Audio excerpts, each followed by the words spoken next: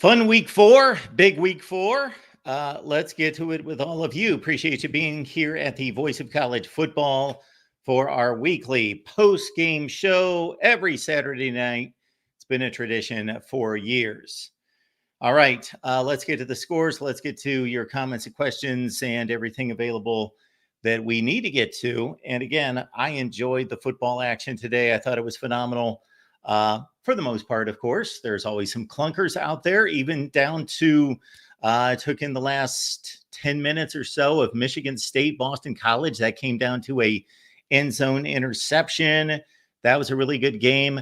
For as much as defense dominated, or maybe more accurately, offense was non-existent in Tallahassee again on this Saturday night, I found the Cal-Florida State game to be intriguing and very frustrating for me since I took Cal plus the 2.5 points, and their field goal kicker missed 2 field goals in the fourth quarter.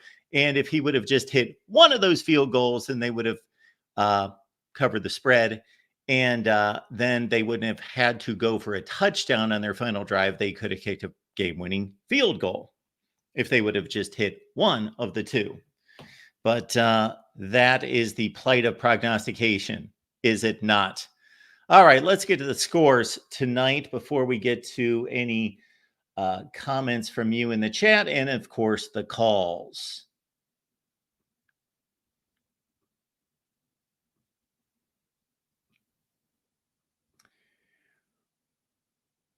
To get us up to date, we've got East Carolina leading Liberty late second quarter. Where in the world are they playing that game that they're still playing? They must have had some kind of weather delay there. East Carolina leads 17-0 in the second half. That's on what? ESPN Plus? Okay. Man, if you want to see some late night football, check in on that one. I had no idea. Late second quarter. They're going to be playing until 2:30. It's midnight. They'll be playing till 2 o'clock. Something in that range, 2:30 possibly. Fresno State leads New Mexico 38-21. Bronco Mendenhall will be falling to 0-4. And the Bulldogs will be 3-1 with their lone loss at the Big House. Third quarter, Portland State at Boise State. Broncos lead 28-7. They look to go to 2-1. BYU leads Kansas State 10-6. I'm a bit surprised by that slightly. Both 3-0 football teams, but I believe Kansas State to be decidedly better, but not to this point of the game. Always difficult to play late Saturday night in Provo. So we've got a halftime situation there with BYU driving. Actually, they just apparently scored a touchdown. BYU on the board at 16, should be 17 with the extra point, 17-6. All right. And then some scores just in later. Western Kentucky defeated Toledo 26-21. Of course, the Rockets coming off the win at Mississippi State.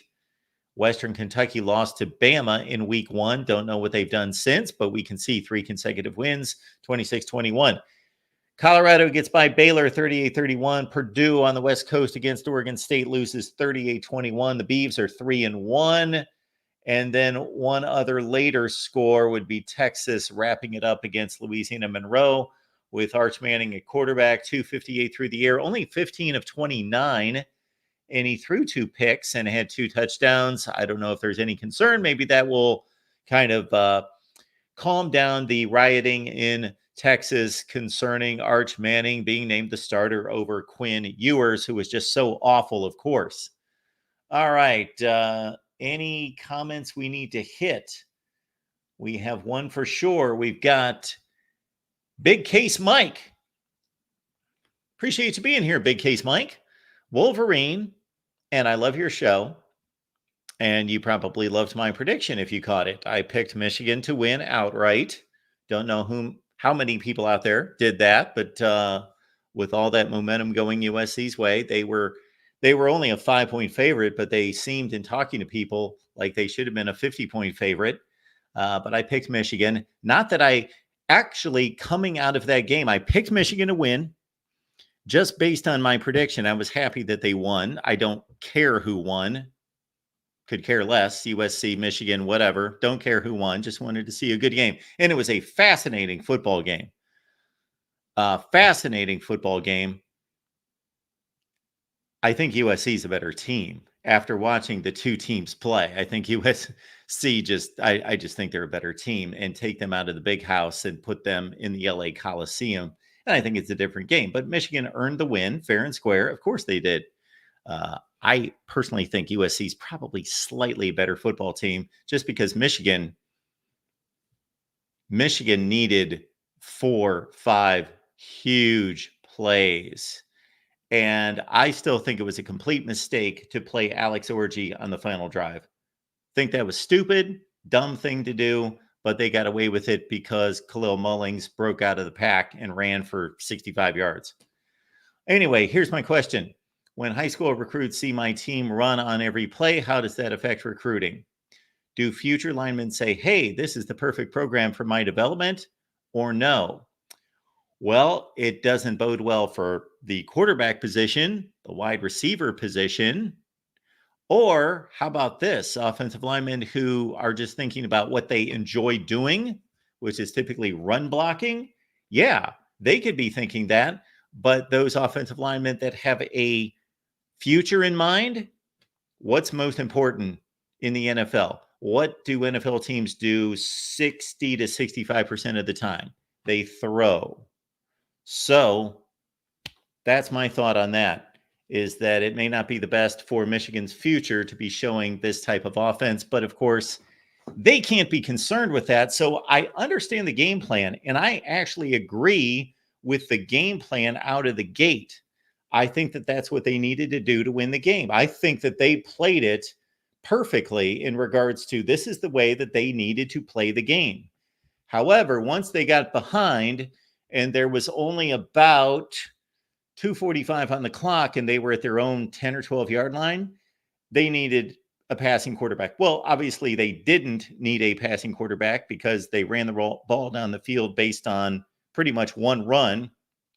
And then I even give them a lot of credit because even after that long run, they were at the 17 and they still just hammered it straight ahead. They threw the one pass that Orji, fortunately for them, threw away. He didn't try to fit it in and just threw it away and lived for another play. But they just bludgeoned their way down the field, the final 17 yards. Of course, there was the one big chunk play from Khalil Mullings, who was a man on this day. So Michigan did what it needed to do on this day to win. I don't believe Sharon Moore handled this quarterback situation well. In the summer, he didn't handle it well at the outset of the season. I don't think that he should have had Alex Orji playing the final drive, but it worked out this time. All right, that's our only comment or question there. So let's go to the calls. We got Michigan Man on the line. Hey, what's up, man? Before I get to my team, Colorado, man, a miracle in Boulder, huh? You saw that, right? I did not. Hail Mary to get it to overtime. Pretty wild, pretty wild. I got a lot to say about this game, man. I disagree with the last drive thing, but I'll get to that. I'll get that to that in a second. You've seen a lot of inexperience with these coaches. I don't think they're putting the play calling, you scratch your head. I gotta know, does Donovan Edwards have something on Sharon Moore at this point? Does he have like a secret envelope on the guy? Because it makes no sense. Mullings is so much better, and I told you this. I think Mullings is the most underrated running back in the country right now. The guy he's a beast. He's a beast. And I don't. Did you know that Mullings didn't get carries until that final drive in the second half? Didn't realize that. No. So they gave Edwards carries pretty much all the way until he fumbled the ball to put him in position, and it's a head scratcher. Can you name a time where someone was so much better at a position but still isn't earning the opportunities? Can you name a time that's happened? Oh, I bet I could. I know it's happened a zillion times. Yes, I think that's happened all over the place. I can think of Jordan Travis showing for game after game after game after game that he was a better quarterback than Mackenzie Milton before they finally made a change. Yeah, quarterback I think is a little tricky. I think at running back though, I think the decision should just be clear. Like, because they both get their carries, right? They both are getting opportunities. This is the fourth game of the season, and it's not even close. It's not even close. Yeah, it doesn't appear to be close. I would say that if you just looked at a box score, it's pretty close because Mullings obviously had one enormous run at the end of the game. Otherwise, it's fairly comparable. Yeah, but here's the thing. You actually, I agree with you. I agree with you. Sorry to interrupt. I agree with you. Watching the games, I'm just saying statistically, it's just today. It was Edwards contributed quite a bit. He had a big touchdown run. Yeah, but this is Edwards. He's the greatest outlier in the history of running backs in the history of the sport. Can you name a guy that he has one run in a game and then every other run is just like a waste of a down almost? Can't name that guy. It's insane, isn't it? Yeah, he's the guy. I can't think of anyone like that. Yeah, and then in terms of the quarterback situation, look, I'm not putting a lot on Orji in this game. The guy they've completely botched this quarterback situation. They give him the start against a top 12 opponent with 1 week of reps with the starting offense and no Colston Loveland, by the way. They already don't really have weapons, and he has to get his first start against what I think is a pretty good defense for USC without really their only weapon in terms of a pass catcher. And even though he's nothing to write home about as a passer, I thought he made very intelligent decisions for what they asked him to do. They didn't ask him to pass the ball really at all. But when they did, do a play for him, either everyone was completely covered or he made an intelligent decision, unlike Davis Warren. And I'm gonna give him time. I think he can grow. I think this coaching staff has just botched the situation to a point where it's honestly ridiculous. I can't completely evaluate Alex Orji because I've never seen him throw the ball past the line of scrimmage. Yeah, so the play calling is and maybe he's just that bad that they're calling plays like that. I don't know. He made a couple, I know they're short passes still, but he had some good looking balls in the game when he did throw it. I mean, the 2nd and 11 on the final drive, he's getting pressure. He throws a good ball, and it's a short route. Don't get me wrong, but he throws a good ball to Klein to get them with 3rd and 1. He only threw 12 passes maybe not even 12 passes. You're talking about the ball that Klein tried to hurdle the guy. Yeah, so he's doing what they're asking him to do. Throw. I agree, but that's what they're asking him to do. We're not really, and like I said, this wide receiver room is so bad that they're completely covered. They're not open. Every time they rolled them out, like they had that one rollout where he ended up getting tackled behind the line of scrimmage. Go back at that play. No one's open. I don't know where he's supposed to throw the ball to. Yeah. So to me, I think he can grow. I need to see. I don't even think we saw enough to say whether or not he could be decent or not. And I don't think they're really putting these players in the best positions. And again, it's his first start against a top 12 team without the really only weapon they have. So the verdict's still out of me for me. I think he handled what they asked him to do well. I think they did enough to win. And the reason you don't put him in on the last drive, or you don't put Davis Warren back in on the last drive, is because I think that if you're going to continue with Orji, what does that tell Orji? Like that creates a whole nother mess. So I think you stick with who. I think they've already proven that point to Orji. They've already proven that point that they don't allow him to do anything. That's already been proven. Yeah, I mean, we don't let you pass anyway, so it's the final drive. And they won the game because Khalil Mullings made a great run. they won the game, but they had no threat of throwing the ball downfield when you typically do with 2.5 minutes left at your own 10. Yeah, and I don't think they have that threat. I don't think they would have had that threat with Davis Warren, because even though he's a better thrower, he's going to throw to the other team because he don't know what he's looking at, and no one's going to. Then the game's most likely over anyway. Yeah, and you don't have Colson Loveland, but you should, and I get why you said they're the better team, but if you watch the game, right, I don't think the game should even come down to a game-winning drive. You had a fumble recovery by, and this is bad coaching in my opinion on Michigan's side. You had a fumble recovery by Michigan's defense where they refumbled the ball. So and that's one of USC's touchdowns. And then you had the Edwards fumble, which turned into a touchdown. If they just take care of the ball, I think they win the game comfortably. That's my opinion. I think they win the game comfortably. Those 2 turnovers were huge. They're 2 of their touchdowns. So well, you could also say that Miller Moss should not have thrown the ball to Will Johnson for a pick 6. Michigan had, from near the end of the first quarter, sometime early in the second quarter when they scored their second touchdown, again, their 2 touchdown drives were basically 2 long runs, and they did nothing else. And then the entire third quarter was a disaster, was 6 yards the entire quarter. And the only offense, they got outscored 24-6 during the mid portion of the game. And their only points were Will Johnson taking back a pick 6. Yeah, I agree. I agree with that. But 14 of those 24 points were off of just terrible turnovers. Like, I get the lineman wants to get a touchdown, but just go down, man. Just go down. You got to stop. You caused the fumble. You know what I'm saying? Yeah, I understand. But the same thing that you said about Donovan Edwards giving away 7 points, you could say about Miller Moss potentially giving away 7 points when he fumbled the ball when they hit the ball out of his hand.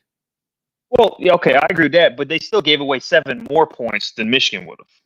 So even if you give that a draw, they still gave away 7 more points on top of that. And also, the wing thing, but also part of, to me, this, if you're going to do this run-heavy offense, I think part of this stalling on drives, and we talked about this, is giving Edwards the ball the entire third quarter. The guy is not good. He's not good. He's not. Give the guy that actually can get you chunk yardage. And I haven't seen through 4 weeks that he can't do that. Mullings. I think that's a failure on the coaching staff. And I texted someone, I was like, look, if they lose this game, especially after the Edwards fumble, I was like, this coaching staff should be fired for this. For not giving Mullings any chances in the second half when Donovan, the dry killer Edwards, is killing the drives for this team. He kills the drives. It's terrible. I think that the biggest and best thing that came out of this game for Michigan is that they got back some mojo on defense. Their pass rush was pretty devastating. Josiah Stewart, especially, they covered well in the secondary for the most part. They had some breakdowns, but you're facing an elite wide receiver core, and they completely beat up and harassed Miller Moss. I thought their defense played really well most of the time. They did. They played really well. Some of the play calls, if Jesse Minter, which can't play make believe, but if Jesse Minter is the coordinator, I don't think UFC scores more than 10 points in this game, because some of those touchdowns are just a mix of personnel and also just bad play calling. Like, he gives me Don Brown, like the 3rd and 16 touchdown. What was that call? Like, what defense is that? Yeah. That you're giving up a touchdown on 3rd and 16, and then you give up another touchdown. I don't know what that call was, where the guy's just wide open, no one within 20 yards of the guy. What coverage is that? I have no idea. When you've got 2 guys split right and you've got man-to-man coverage and the inside guy rushes off the edge, that dude's just streaking down the field wide open. I don't know what they were supposed to do there. Yeah, and I think this team, if Jim Harbaugh was in it, I'm not trying to play fantasy, but Jim Harbaugh's here, or even an experienced coach, not to run more, and they got a somewhat better quarterback, this team would be a playoff team, 100%. Sure. The personnel's there. They have the talent. It's just we got an inexperienced coaching staff that's making some dumb errors. And this tells you how good that Texas O-line is, by the way. That Texas O-line is something else. If the way that they stood up against this Michigan front. So that's all I got to say, man. I think Alex Georgie will approve. I think he was in a tough spot for a guy that hasn't started since high school, and his first start's got to come against USC with a much improved defense and really no weapons. I can't really put nothing on the guy. I think you should just let him grow, see what happens, and go from there. And give Mullings 30 carries a game from now on. So that's my final thoughts on that. Yeah, it's a good point. Thanks, man. All right, we will keep it rolling here at the Voice of College Football. We've got our buddy Falconer TRX chiming in here. Look at this, Falconer TRX. Appreciate you being here. Boston College still goes out the window on red bandana game. Yes, that was an exciting fourth quarter. And Boston College scored with about 90 seconds left in the game on a bomb. And then Michigan State came back. They ripped off a couple nice runs. They had a 3rd down and 15 conversion. And then Aiden Childs went up top when he didn't need to, threw into double coverage. And yeah, they gave the game away. But I was thinking of that while it looked like Michigan State might win the game, that, it would be somewhat sad that they would turn these guys away, the home crowd away on the red bandana game with a loss. But I'm sure that's happened in the past. But congratulations, Falconer TRX, on the double win tonight for you. The U developing to a powerhouse nobody looking at. Well, I think a lot of people are looking at the U right now, and I'm just waiting for them to play somebody decent. They're going to play somebody decent this Friday night against Virginia Tech. Decent, although they just lost to Rutgers at home. So I don't know who's left in the ACC to play. Clemson's not on the schedule. They may play Clemson in the ACC championship game. That would be my projection right now. If I could revise my pick, I would go Miami and Clemson in the ACC championship game. I think they're, well, I don't want to say clearly until I see Louisville. They won by 12 tonight, I believe, 12 or 14 points against Georgia Tech. And they both have to play Louisville, Miami, and Clemson. So between those three teams, I got to think that they are the class of the ACC. But certainly Miami's been the dominant team. And it's no joke to beat South Florida by 35 points. They're a decent football team. But again, a lot of decent football teams are playing, well, not a lot. A few decent football teams that Miami's playing this year, but not many good teams, or actually really no good teams they will be playing this year. Florida was supposed to be pretty good. They're not. They're horrible. Florida State was supposed to be really good. Top 10 team, horrible. Louisville, that's going to be the best team that Miami plays. This Virginia Tech team that they're playing, they've already lost 2 games. They already lost to Vandy and Rutgers. So this Miami schedule is, I got to say, it's a bit of a joke. But they play the schedule that's in front of them, and they scheduled 2 semi-difficult non-conference games in USF and Florida. They just turned out to suck. So that's where we stand on Miami. All right, Voice of College Football, and we've got Rob on the line. Hey, what's up, Mark? Hey, Rob. What's a good word? Well, congrats to Texas A&M for beating the mighty Bowling Green Falcons. Did they squeak that one out? Yeah, they did. Okay. They won 26-20. Nice. Yeah. So it's rare in college football when a win can feel like 3 losses at the same time. So let me explain myself real quick. Yeah. So, I'm a Notre Dame fan. So I don't know if you watched any of that game today. I did not. But it was ugly. They won 28-3. So, I mean, their defense kind of almost played like a bend, but don't break like style. I mean, I'm giving them a little bit of crap. They did only allow 3.6 yards per play, but if you watch that game, it was just ugly. It was, it's like Ohio State, they started off real sluggish against Marshall, but at least they kind of pulled it out at the end. Notre Dame never quite felt like they pulled that edge. and they just I'm tired of Riley Leonard. I'll say that much. But Texas A&M struggling, not looking all that strong. NIU lost, so that hurts Notre Dame. And then USC, props to Michigan. Hey, Michigan, I did not have them winning that game, but they played a really good game at home, and they beat, I think, like I agree with you, I think they beat the superior team today, probably because of the home field advantage. But with USC losing now, Notre Dame does not have as good a path to the playoff because they basically need USC to win out or to look pretty good by the time that Notre Dame plays USC. But honestly, at this point in time, I'm not even so sure that Notre Dame is going to they could lose 2-3 more games, before the season is over the way they played today. Well, yeah, the way they played today, and of course 2 weeks ago, Louisville looks like the best team they're going to play other than USC. So yeah, they could lose 2 more games. Easily, yeah. Well, who else is going to beat them on their schedule? They just don't have much there. If they play like they did today, Georgia Tech will beat them. Absolutely. Notre Dame's playing. They're the weirdest team this year. They're so up and down roller coaster. I don't know what to make of it. I do know that I like what I see in Steve Angeli. Notre Dame has this fetish with getting these one-off quarterbacks because they go to the transfer portal for Sam Hartman and Riley Leonard. These are quarterbacks that you're only going to be able to use for 1 season.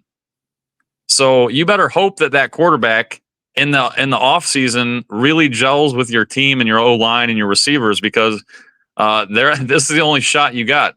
And so instead of playing a guy that's bleeding green, like a Notre Dame guy that wanted to come to Notre Dame and do the right thing the right way, they're getting these transfers in. It's they paid over $1 million to Riley Leonard, and all the guy does is run.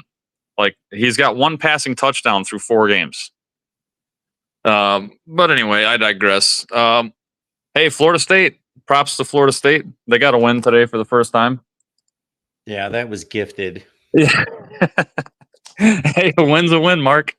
It is a win. It counts. If the other team's field goal kicker sucks, then that helps, and that's part of it. They're 14th in the 14th in the ACC. That's probably not anything that you had on your bingo card coming into the season, is it? No. 14th according to who? In the rankings there. Oh, because they're 0-2, or because they're now 1-2. Or they're 1-3, yeah. 1-3, yeah. Yeah. So hey, maybe. I like Mike Norvell. I don't wish him any ill will. But in the ACC. Yeah. But anyway, I don't have a lot to say. There were some good games today. That Michigan game was a lot of fun to watch. It just sucks that Michigan pulled it out because I was kind of hoping for USC to be a little more enticing looking at the end of the year. Who won that Tennessee game? I didn't even get to watch that. Tennessee snoozed to a win. It was pretty easy. It was 25-15, but they were up 22-3. I think it was 19-3 at half. Oklahoma could do nothing on offense, obviously, and Jackson Arnold looked terrible. That's not good, man. I don't know what Brent Venables is going to do. That offense has looked really bad, pretty much every week. Yeah, he's got a young quarterback who's not figured it out. He's had 2 to 3 offensive linemen out every week. He has 4 of his top 5 wide receivers. A couple might have come back this week. I'd have to check the box score. But at one point, he had 4 of his top 5 wide receivers out. So they've got a good defense. Everybody that was calling this week was talking about, well, Tennessee's going to blow out Oklahoma because they've got this great offense. And yeah, they do. But Oklahoma's defense was fine in this game. They gave up one huge play, like a 60-yard shot down the field that made it 10-3. But other than that, their defense held up. It's just their offense was atrocious. Yeah. Yeah. I agree. I think Oklahoma's, got a really good defense. That's not a surprise, as Venables is the head coach. That's always been his specialty, but Yeah, the offense needs something, man. I mean, it's brutal. All that today kind of showed me was that Notre Dame is not anywhere close to a top 5 team. They're not even close to a top 10 team at this point. It proved to me that Texas is my number one. Like, they were my number one for the last couple weeks, but this just solidified it. When you got a backup, Arch Manning, coming into the game and going 2 picks in the first half, and you're still up 28-3, that's a luxury, man. Like, Texas is just looking strong. And of course, they blew them out in the end anyway, but they're just beating up everybody. And now with that win, with Michigan beating USC, I mean, yeah, I think we both kind of agree that USC is probably the better team. But with what Texas did versus what USC did to Michigan and the Big House, it just kind of solidifies to me that Texas is the de facto number 1 in the country right now. Yeah, I tend to think that there are 3 to 4 teams that are better than everyone else. Yeah, by a decidable margin, and then it goes on from there. Like, I don't know if Oregon's in that tier, but they might be, and I think Alabama might be. But of course, we get our litmus test between Georgia and Alabama next week, and Ohio State goes to Oregon in a few weeks. They got to play Iowa before that. That's going to be a challenge to a certain extent. Could be. So again, it's when you start talking about how good is USC and how good is Notre Dame and LSU and all these teams, and you start to run through how good are they and how good are they? Well, it's starting to come together a little bit. Well, there's at least 2 or 3 data points for each team that are somewhat meaningful. But yeah, I don't think LSU is some great team, but I think they're in that that sea of top 15 to 25 teams.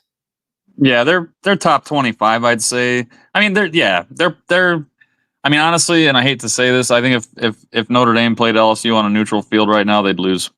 I'm telling you, man, I this is the worst I've felt about a Notre Dame team in a while. And I know they're 3-1, but they're beating up bad teams, and they're losing to teams that they have no business losing to normally. But yeah, I don't know. I think I would not recommend. I would predict. I think Notre Dame is going to have at least 3 losses by the end of the year. Pains me to say that, but the way they're playing right now, it's going to get brutal. I want to see a situation where Notre Dame, and you do too, runs the table, and if all these teams pretty much finish where we think they will, maybe USC's a 9-3 or 10-2 team, and Louisville's a 10-2, 9-3 team in a weak ACC, how much the committee's going to give Notre Dame credit. Northern Illinois loss, and if Texas A&M keeps playing the way they are, then they'll probably go 6-6 or something like that. Well, if Notre Dame loses more than even if they lose one more game, I don't think there's going to be a lot of teams that are 10-2, or I should say, I don't think there's going to be many teams that are worse than 10-2 getting into the playoffs as is. I just don't see that happening. I mean, it could be. You might get like a 9-3 in there, maybe. I doubt it. But I mean, if Notre Dame loses another game, they shouldn't even be considered, in my opinion. That's coming from a Notre Dame fan. I mean, you can't lose to NIU and be a playoff caliber team. That's not good. But yeah, I mean, we'll see what happens. I don't think they're going to win out. I think they're going to have at least another 2 losses. But yeah, once again, props to Michigan, man. That was a fun game to watch. It was weird to watch as a Notre Dame fan because obviously Michigan and USC are 2 of my biggest rivals. But you know, I was pulling for USC. They didn't quite make it, but yeah, it was pretty fun week of college football, I'd say. Some really good games in there. Yeah. Some stinkers too, but yeah, well, when there's 50 games a day, then we're going to have both. But I thought it was a fun day. I didn't even see, for example, one play of Vandy almost beating Missouri, taking them to overtime. But yeah, I watched a little bit of that game late. It was pretty. I was rooting for Vandy too, but sure, I just didn't quite have enough in the tank. Yeah, absolutely. Okay, Rob, anything else? No, that's it, man. I'll let you go. I know you got a lot of callers on the line probably, so. Appreciate you being here. Yep. Thanks. Have a good night. You too. All right. We've heard from Michigan. We've heard from Notre Dame. We've got John on the line. John, what's going on? How you doing, Mark? I'm doing just fine. What's the good word? Not much. Worked all day, so didn't get to watch much of the games. But I did want to. There was a couple things. I'm a Buckeyes fan. Just do you think Oklahoma's regretting not trying to keep Dylan Gabriel with how that defense played? Sure they are. He's a capable quarterback. He knows how to read a defense, how to get the ball out on time, how to work the pocket. He's a capable runner. He's not Lamar Jackson, but he's in the top 10, 15% of college quarterbacks in terms of mobility, something like that. Yeah, he's a poor man's Bo Nix right now for Oregon. Yeah, I heard Kirk Herbstreit say a couple weeks ago that he feels like Dylan Gabriel left Oklahoma because they wanted to run more of a downfield passing attack, and he feels Dylan Gabriel is more of a game manager, like you said, get the ball out quick, kind of quick read quarterback. Yeah, and he feels that's why they left. Why he left. I did want to address something you just said about Michigan getting a little bit of their mojo back on defense. Yeah. They gave up 130 some rushing yards, 23 rushing yards to USC today. Do you find that to be an issue going down the road? Well, it's not the Michigan defense of the last 3 years. Right. Now I know they lost a lot of people, but I do agree with something you said though, but I just wanted your take on that. If you think that would, when they get down the road to like an Oregon and a Penn State and Ohio State that can run the ball a little bit. Or do you think that Michigan was sure up that? Because you don't typically see Michigan giving up 100 and I forget what the average was. It was like 120. If you take out the two with the negative 23 yards from the quarterback. Yeah. I think it was like 16 attempts for 123, something like that. Yeah, 16 for 123. Yeah, so that's not typically a Michigan. Yeah, that's a horrible stat. Yeah. If we want to go in the other direction, though, that's a 65-yard run, which, of course, it counts.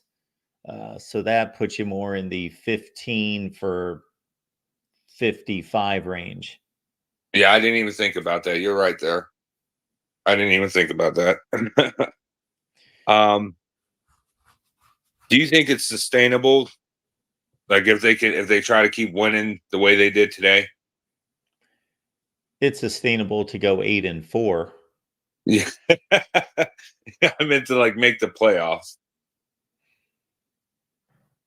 Because I don't see them beating teams like Oregon, Penn State, Ohio State playing. I don't think so. I don't think so because I think that those teams, Ohio State's got a better defense than USC.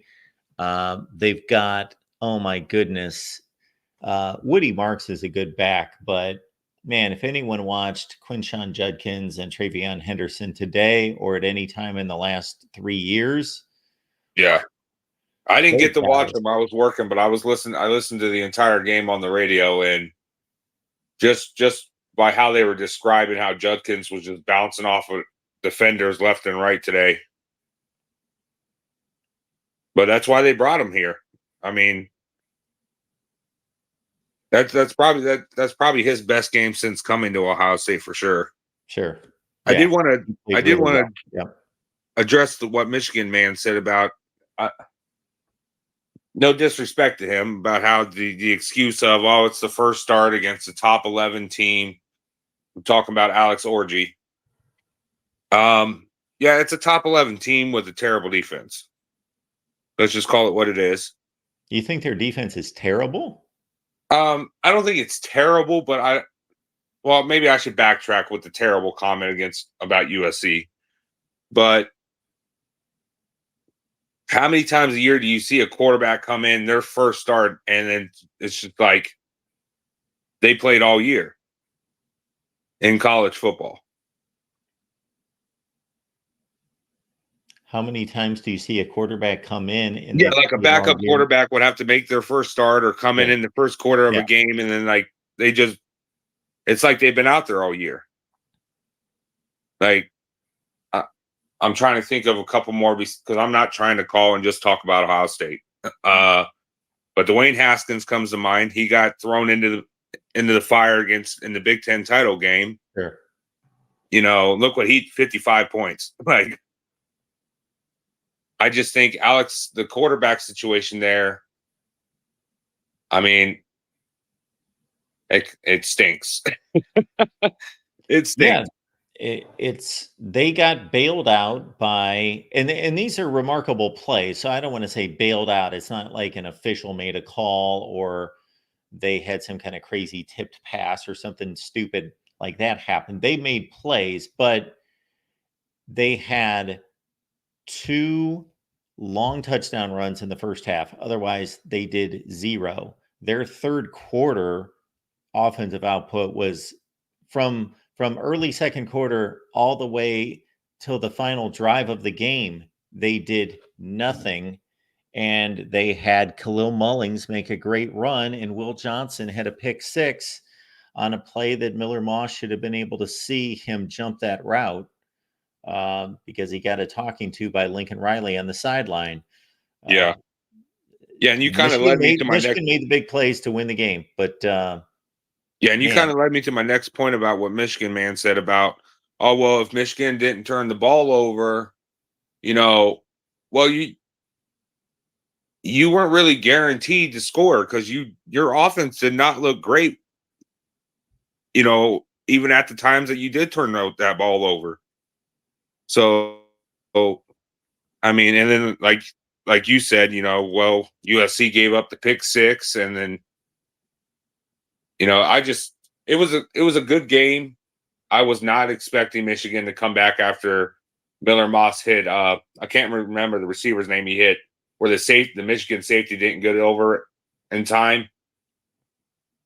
Yeah, that was it was the last USC touchdown. Oh, the last one was the wide open play. Yeah, where the safety didn't get over there in time, and Miller Moss dumped it right over the cornerback's head. Yeah. Yeah, I did not think Michigan was going to get down there, but and he brought up the coaching staff. Like I said, I'm not a Michigan hater. I'm a Buckeyes fan, but I'm also a Big Ten fan. About Donovan Edwards, I honestly think, well, he brought up the coaching staff with that.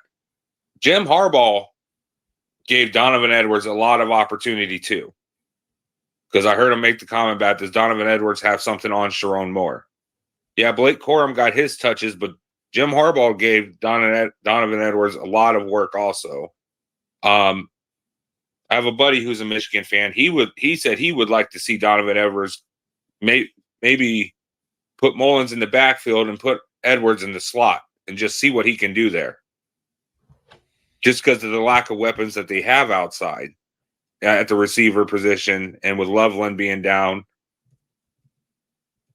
But I don't know. I didn't think Edwards played bad today. I know he had the fumble, but he still averaged 5-point-something yards a carry today. Yeah.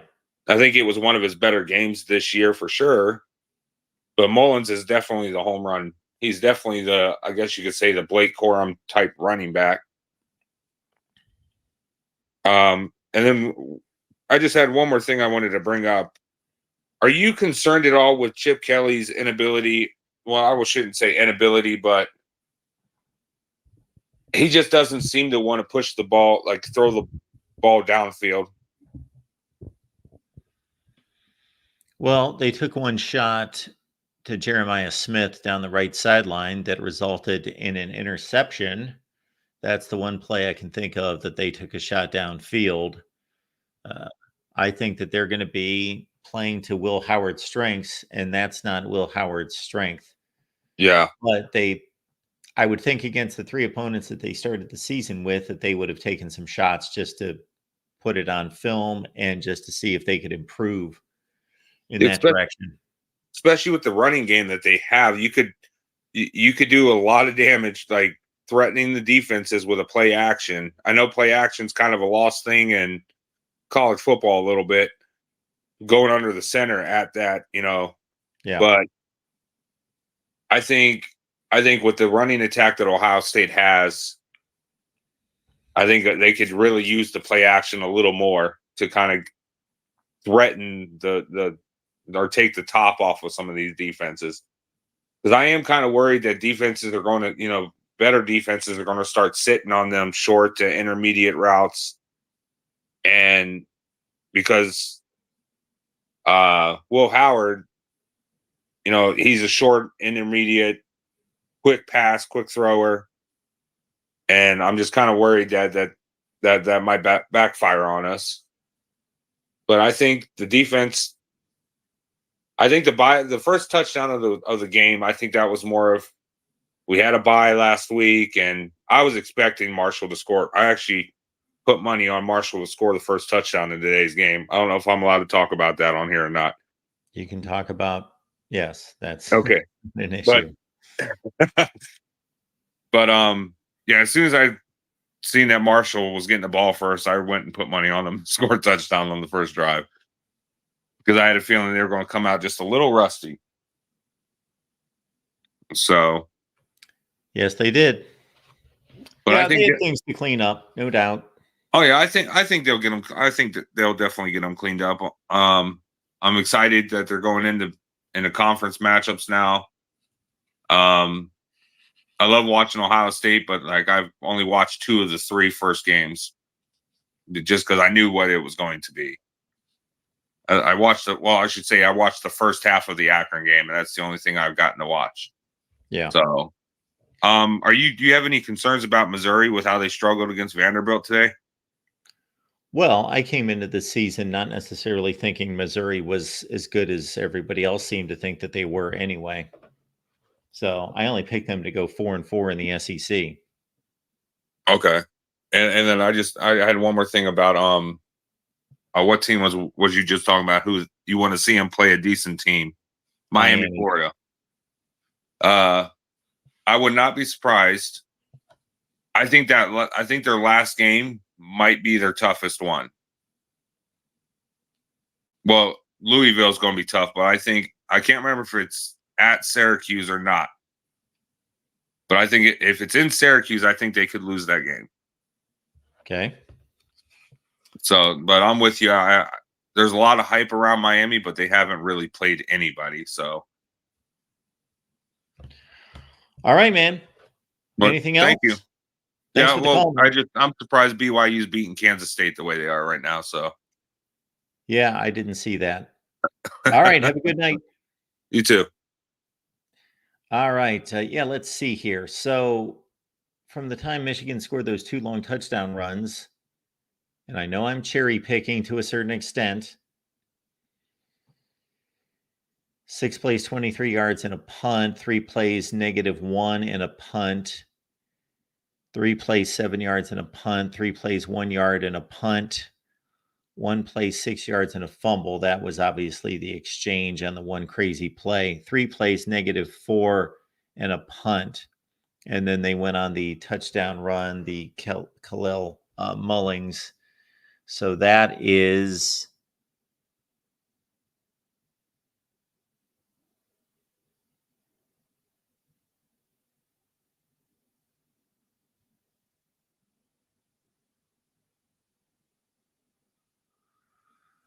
18 plays, 26 yards from mid-second quarter until the last drive of the game. That was the offensive output for Michigan. All right, we got DeReal MVP on the line. DeReal, what's going on? Nothing much. How about you, Mark? I'm good. I just hate the negative energy brought by your callers today. Everybody's complaining about their teams, but yet every team's callers won today. Feels like an oxymoron, Mark. It does. Well, that's what college football does to you, because it's unlike any other sport when it comes to that, because you expect to win every game if you root for certain teams. Yeah, I don't understand the trepidation in Michigan man's voice. He should be happy. Listen, you won a national title. You're allegedly still under investigation, but you won it as of now. You're the Auburn of the Big Ten. You'll probably be 9-3, 10-2 playoff team. You'll get smacked around by Georgia or Alabama and lose by 30 to 40 points. It's okay. Yeah, at least you're going to be in the pageantry and the celebration, Mark. I mean, that should be something they look forward to, right? Because they'd be probably the team in the bubble with them for that second Big Ten spot if only two were to get in. Yeah, you've got this theory about only two from the Big Ten getting in. Yeah, I mean, hey, it's looking more and more likely with Michigan beating USC today that they're all just going to kind of beat each other up. So Ohio State and Oregon, but Penn State can't do anything about that? I mean, they can, but I just haven't seen enough of them to believe that they can do it consistently throughout the season. I'm not a believer in Drew Alec. I actually think they're going to lose to USC in a few weeks whenever they play. Yeah, and they've got Ohio State, but they could take care of the rest of the games. Yeah, but I don't know if a 10-2 Big Ten team deserves to get over certain 9-3 SEC teams this year. In my opinion. Now, the committee may pick the 10-2 Big Ten team, but I think there's some 9-3 SEC teams with a better resume. For example, I think Oklahoma, if they went 9-3, would be better than a 10-2 Penn State. Yeah. I think we would only have a couple non-conference matchups to really make any kind of comparison outside the league, but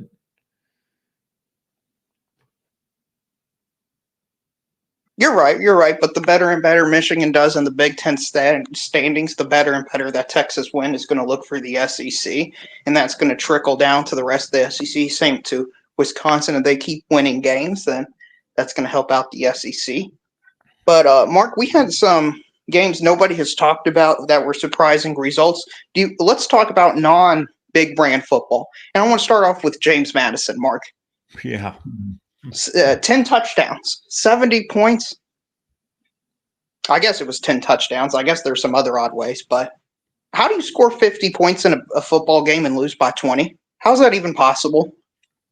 Well, beyond that, this is now several times that North Carolina has shown us something like this in the last 4 or 5 years under Mac Brown, where they have been completely atrocious against an App State or James Madison or somebody like that. And in this case, they lose by 3 touchdowns. In the past, they've at least been able to pull these games out. But this is just incredibly unacceptable to play James Madison and give up 70 points. I'm looking at the numbers right now. So they gave up, what do we got? 611 yards of total offense and 7 touchdowns to the passers and runners. So that's 7. I don't know what else happened here. Maybe there was some kind of a, we'd have to look at the, I don't know if there are kick returns. Well, there's a pick 6 and there's a punt return. So there's 9 touchdowns there. So maybe there was a couple field goals. Who knows? 2-point conversion, whatever it was. They showed their special teams are awful. Right. They gave up 52 at the half, I believe, Mark. Not a good sign when you're on pace to give up 104 points in a game. Not a good sign at all, Mark. Yeah, they were down 53-21 at half. That's bad. That's a real bad look for just the ACC in general, and especially North Carolina. How come nobody's talking about Mac Brown being on like the hot seat, because he's been a complete failure at North Carolina? Well, it's funny you say that, because I did not read the article, but I noticed that on the front page of ESPN tonight was an article that leads me to believe that Mac Brown was asked about resigning after the game, because it says North Carolina's Mac Brown takes blame but says no plans to resign. So somebody threw that his way, unless he just volunteered that statement. It says Mac Brown told ESPN, "I'm not resigning. I'll be back at work Monday." It doesn't say if anyone asked him or if he just thought, well, this is so embarrassing, I've got to make a statement. Right. And as he should, in my opinion, make a statement after, year 4 or 5 at North Carolina? Yeah, I think 2018 or 19, I forget which year. Yeah, he instantly elevated the program. And then after about the second year, this is really the first year when not a lot's been expected of them, but typically they're given a top 25 preseason ranking and expected to go to the ACC championship game, which they did once, and of course lost by 30 points. And they've just racked up 5 losses every year. Yeah, it's just about time to move on from him. Completely agree, Mark. And somebody else that should be moved on from is Billy Napier at Florida. I mean, they beat Mississippi State today, Mark. I mean, they at least beat somebody. So does he get any flowers for this win? Well, they've got a bye week this week. So this may be the time to do it. And this may be the time to do it. They showed on ESPN before this game, he was on a 7-game losing streak against FBS competition. Yeah. That's bad at Florida. That's unacceptable. Yeah, I would not give them a whole lot of credit for winning this game. I checked in on this game a number of times. Mississippi State's just that bad. A first-year head coach, that's a whole other deal. We'll let Jeff Lebby let him simmer for 3 years and see if he can do something, and then start to judge him in year 3. But yeah, Florida was playing probably the worst team in the conference today. So Graham Mertz carved them up pretty well, and DJ Lagway got to play as well. But yeah, that should not change in any such way. The evaluation of Billy Napier and what's going on in Florida, I just don't think that there's any way that they can keep him. The buyout is a lot of money for most of us, but by college football standards these days, it's not that much. I think it's $26 million. So I don't know if they're just waiting to get a call from the bank, from the boosters, to say that the money's deposited. Go ahead. I hope so, because they need hope in Florida. I mean, the entire state of Florida outside of Miami is just in complete shambles, Mark. I mean, I know Florida State beat Cal today, but should I care or should I be impressed at all because they beat Cal? I must have an odd kind of preference towards some of these games because I just checked out of Oklahoma, Tennessee. It was so boring.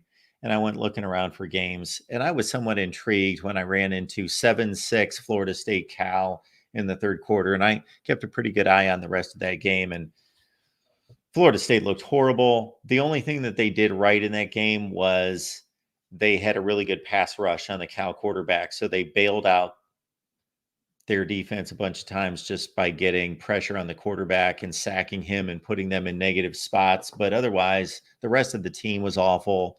The secondary was awful because when the Cal quarterback had time to throw, he carved him up. And when he could escape the pass rush, he would run for 20 yards. He converted like 3 or 4 fourth or third and 15, 16 plays. DJ was awful as usual. And it was just an atrocious effort. And if the Cal field goal kicker had missed 2 field goals that were like 35 yarders, then Florida State's not winning this game. How the mighty have fallen, Mark. To say Florida State wouldn't have beaten Cal. I mean, how the mighty have fallen. Well, considering I don't know that you had them quite in that mighty category last year, despite their record in ACC championship. No, but it's still pretty funny to watch people who think they're all that just get completely humbled on a week in and week out basis. Now they're going back to the ACC saying, hey, can you please let us back in? I mean, it's so great to see, Mark. Karma's a beautiful thing at times. Daryl, we've got a request of somebody, Porter here, who wants to come on at the same time as you. So there must be Yeah, a Porter can come on in. question coming our way here. Porter, how you doing? Well, good morning. Good morning. Good morning. How are you? It's 12:50 where I am. So, hey, Drill, thank you for allowing me to share the forum with you. It's always a pleasure. You always bring a strong game when you call in. So, I had a couple things to say, and you can chime in too. But by the way, the caller before Drill was an Ohio State fan. He was actually saying that he was actually complaining that another program has not played anybody yet this season. Did I hear him right? I don't think so. I didn't quite catch that. I think that's what he said towards the end. He was basically just saying that he can't wait for Ohio State to play somebody. Well, I mean, he said he was complaining about somebody else that's highly ranked that hasn't played anybody, and I was thinking the lack of self-reflection was, pretty deafening, to be honest with you. Because how does a program with the prestige of Ohio State, which has rivals from the old Pac-10 all over the country, how do they go all the way through almost the entire month of September and play absolutely nobody? You want me to explain this to you, Porter? Absolutely. Okay. Do you know of Ohio State typically playing schedules like this? Is this something that you think is common, that Ohio State doesn't play anyone in the non-conference schedule? I don't know. I mean, you don't know? You don't recollect who they typically play, the kind of teams they play non-conference? No, not really. Okay. Well, they do. They usually, it's Oklahoma, Notre Dame, etc. So what happened here is they were scheduled to play Washington, and something happened called realignment. So the game was canceled. Okay. Well, I mean, that's good enough. That's what happened. They were supposed to play Washington. And who does Ohio State play next week? Michigan State. Okay. Well, at least they're playing in conference. They're in the Big Ten now. They don't have any other non-conference games.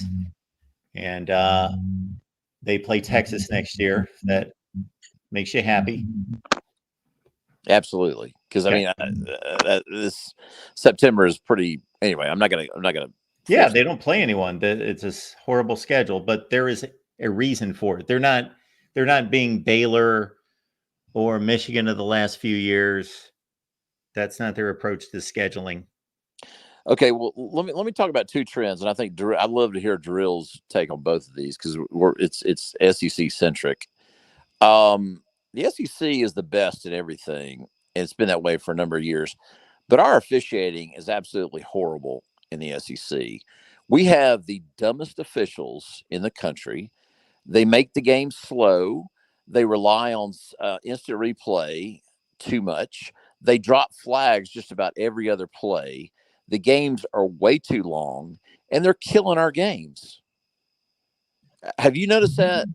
I agree with that. I think the best example of this was actually in our game, the Kentucky-Georgia game, where a Georgia player literally ripped the helmet clean off the Kentucky player's head, like just completely ripped it off. It was thrown to the ground, and there was no penalty on that play. Well, I mean, I was going to get to our game too, Drill, to be honest with you. I mean, we had a roughing the passer play where the guy where whatever was about to was actually had the ball in his hand, and Jalen Carter was actually tackling him, and we got a roughing the passer call on that game. So you and I guess you and I go back and forth on how bad the officiating was in that game.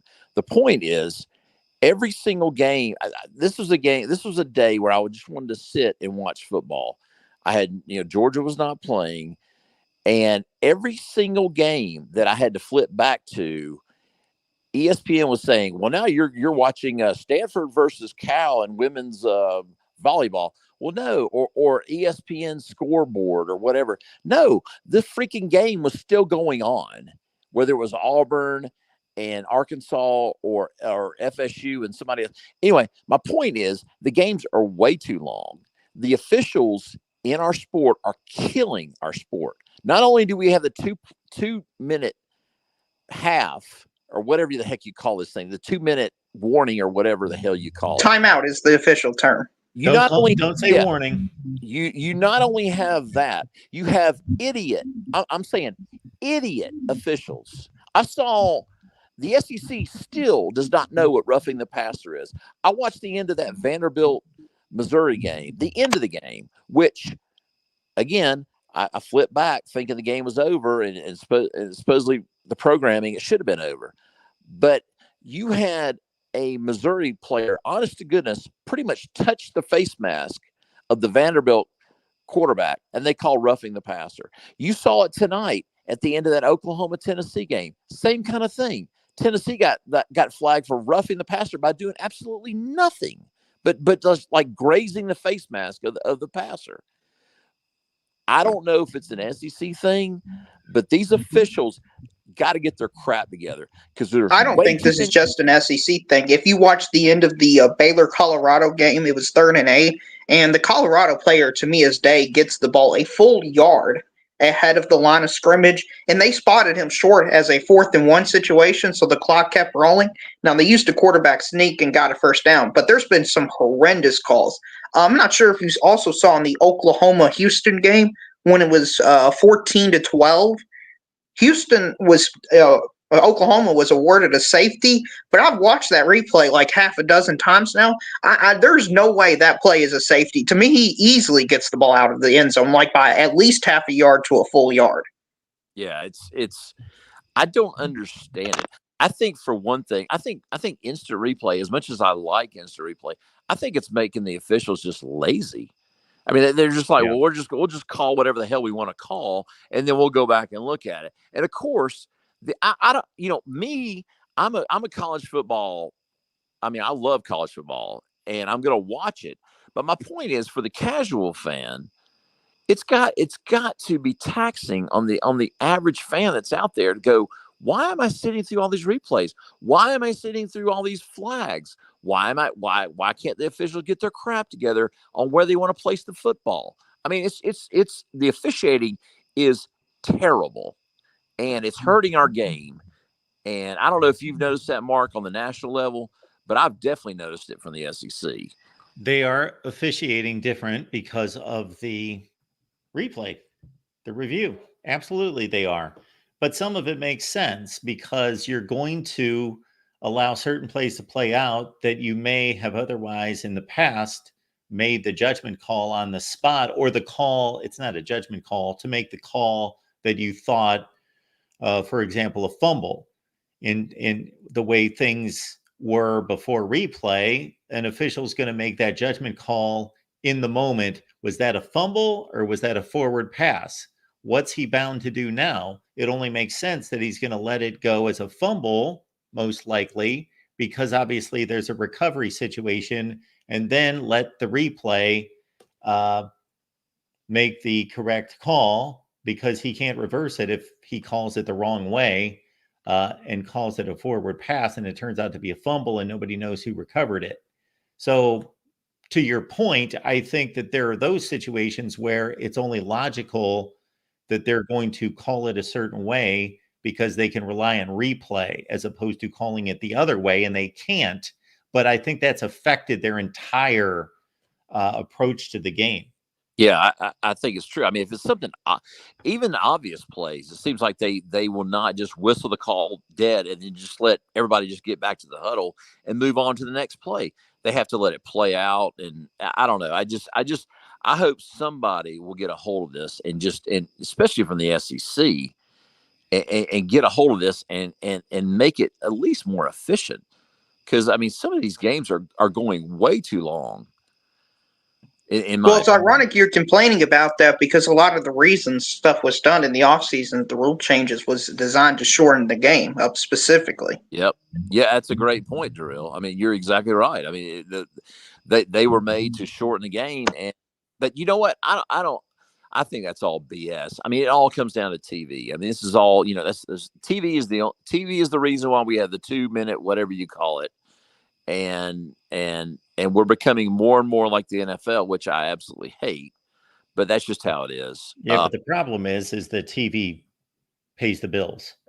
Yeah, you're exactly right. Yeah, we have gotten to the point right now where TV is the king, and we just gotta take it, I guess.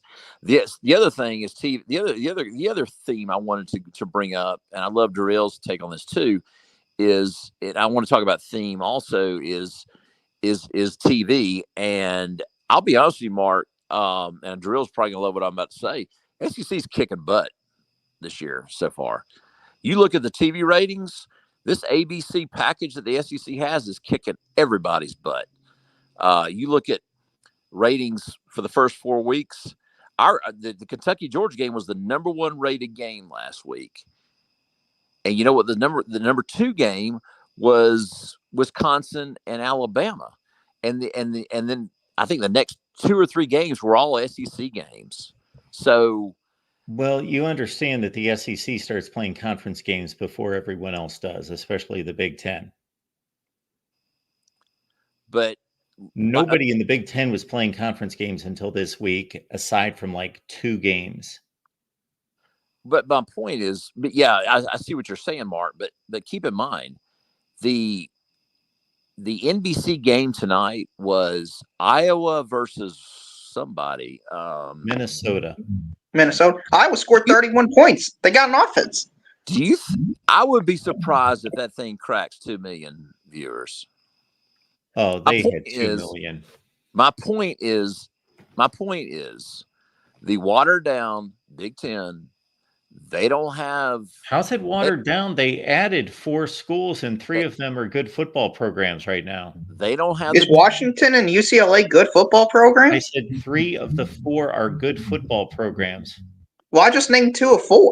Well, one of them just won a national or played in a national championship game last year, and it has yet to be proven that they're not that good this year. Well, they lost to Washington State. Well, I can talk about all sorts of teams that lose games. If your primetime game is Iowa versus Minnesota, okay, by the 3rd week of September, that says all you need to say. No, it doesn't say all you need to say, because the number 1 game in the Big Ten each week is played at noon on Fox. That is the number 1 window for the Big Ten. So it's not going to be a primetime game. Yeah, it's Marshall versus Ohio State. Everybody loves Marshall. It was today because Ohio State's the number 1 brand. But I would just caution you to let the TV ratings play out a little bit later into the season, because we haven't seen, today's the first week that we saw USC play Michigan, number 1. We still have Ohio State and Oregon. We still have Ohio State and Penn State. We've got USC and Penn State. We've got Oregon, Michigan. We've got Oregon, Penn State. We've got all sorts of games to play. Well, I'm not the only one saying this. If you listen to Clay Travis, who has a big microphone with Outkick, he made a great point this week, and I didn't really think about it, but he said, he's a Tennessee guy. He said we were all concerned about the SEC putting all our eggs in one basket, ABC, but I think it has really helped our conference when you look at these TV ratings, and I think it's going to be the same way going forward. People don't want to try and find the games; they want to be able to just stay with one network, and I think this thing is turning out for the SEC big time. So, for people that were watching ESPN today, they saw an ACC game at noon. They saw an SEC game at 3:30, and they saw another ACC game at 7. Well, that's not going to be typical.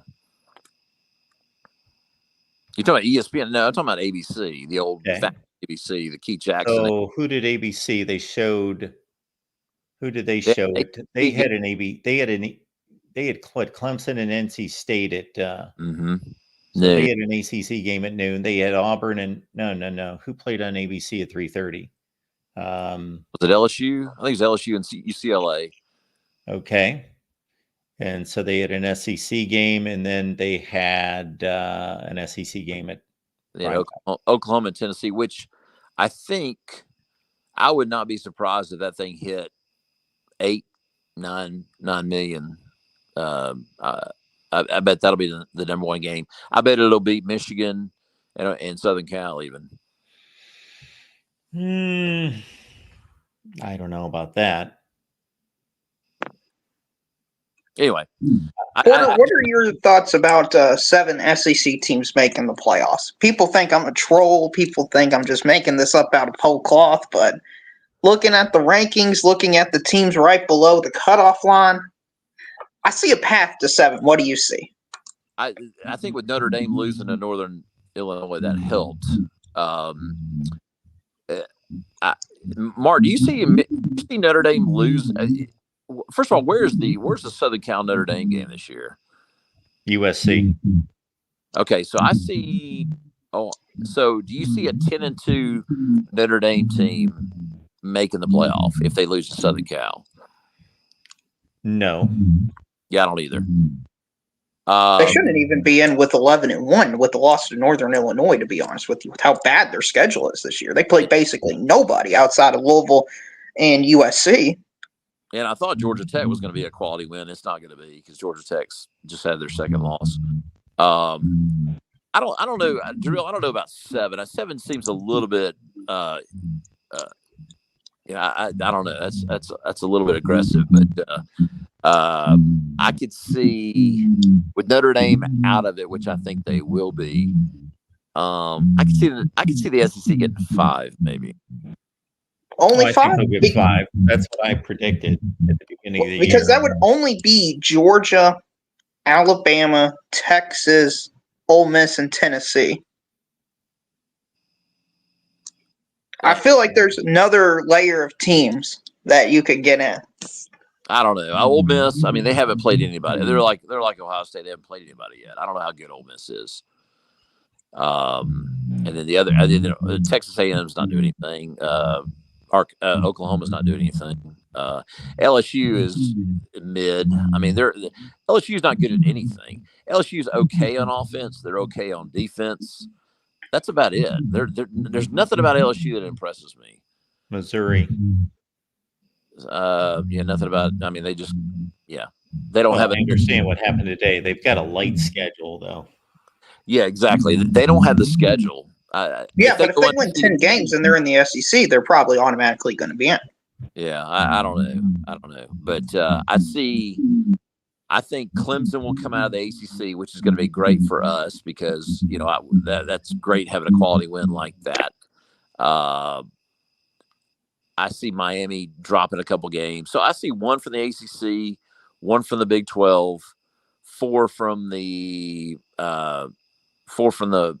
Big 10. So what is that? 6. 1 from obviously the group of 5. So that's 7. Yeah, I'd say 5. Yeah, I think that's about right. Okay, because I'm just looking at the rankings and you got like 2 tiers. You've got Ohio State and then you got like an Oregon, USC, a Penn State, and Michigan. I feel like those teams are just going to beat up on one another. That's true. That's true. But Oregon could catch fire. So you don't think the Big Ten will get 4 in?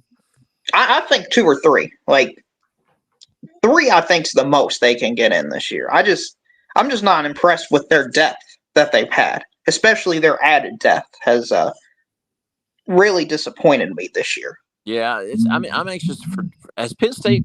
Have they played anybody? The added depth disappointed you when the only game that they played outside the conference of consequence would be USC beating LSU? Well, I mean, UCLA looks like the worst team in the Big Ten. Yeah, nobody expected UCLA to factor into this at all. Washington doesn't look as strong as I thought to. Oregon struggled against 2 cupcakes at the beginning of the season. Yeah, but they haven't lost. I understand, but if we're taking the holistic approach. Yeah, nobody's going to be surprised if Oregon's in the playoff. And the only other result that really matters that any of those teams have played is Michigan lost to Texas, USC beat LSU. So you've got a swap of 2 Big Ten SEC teams.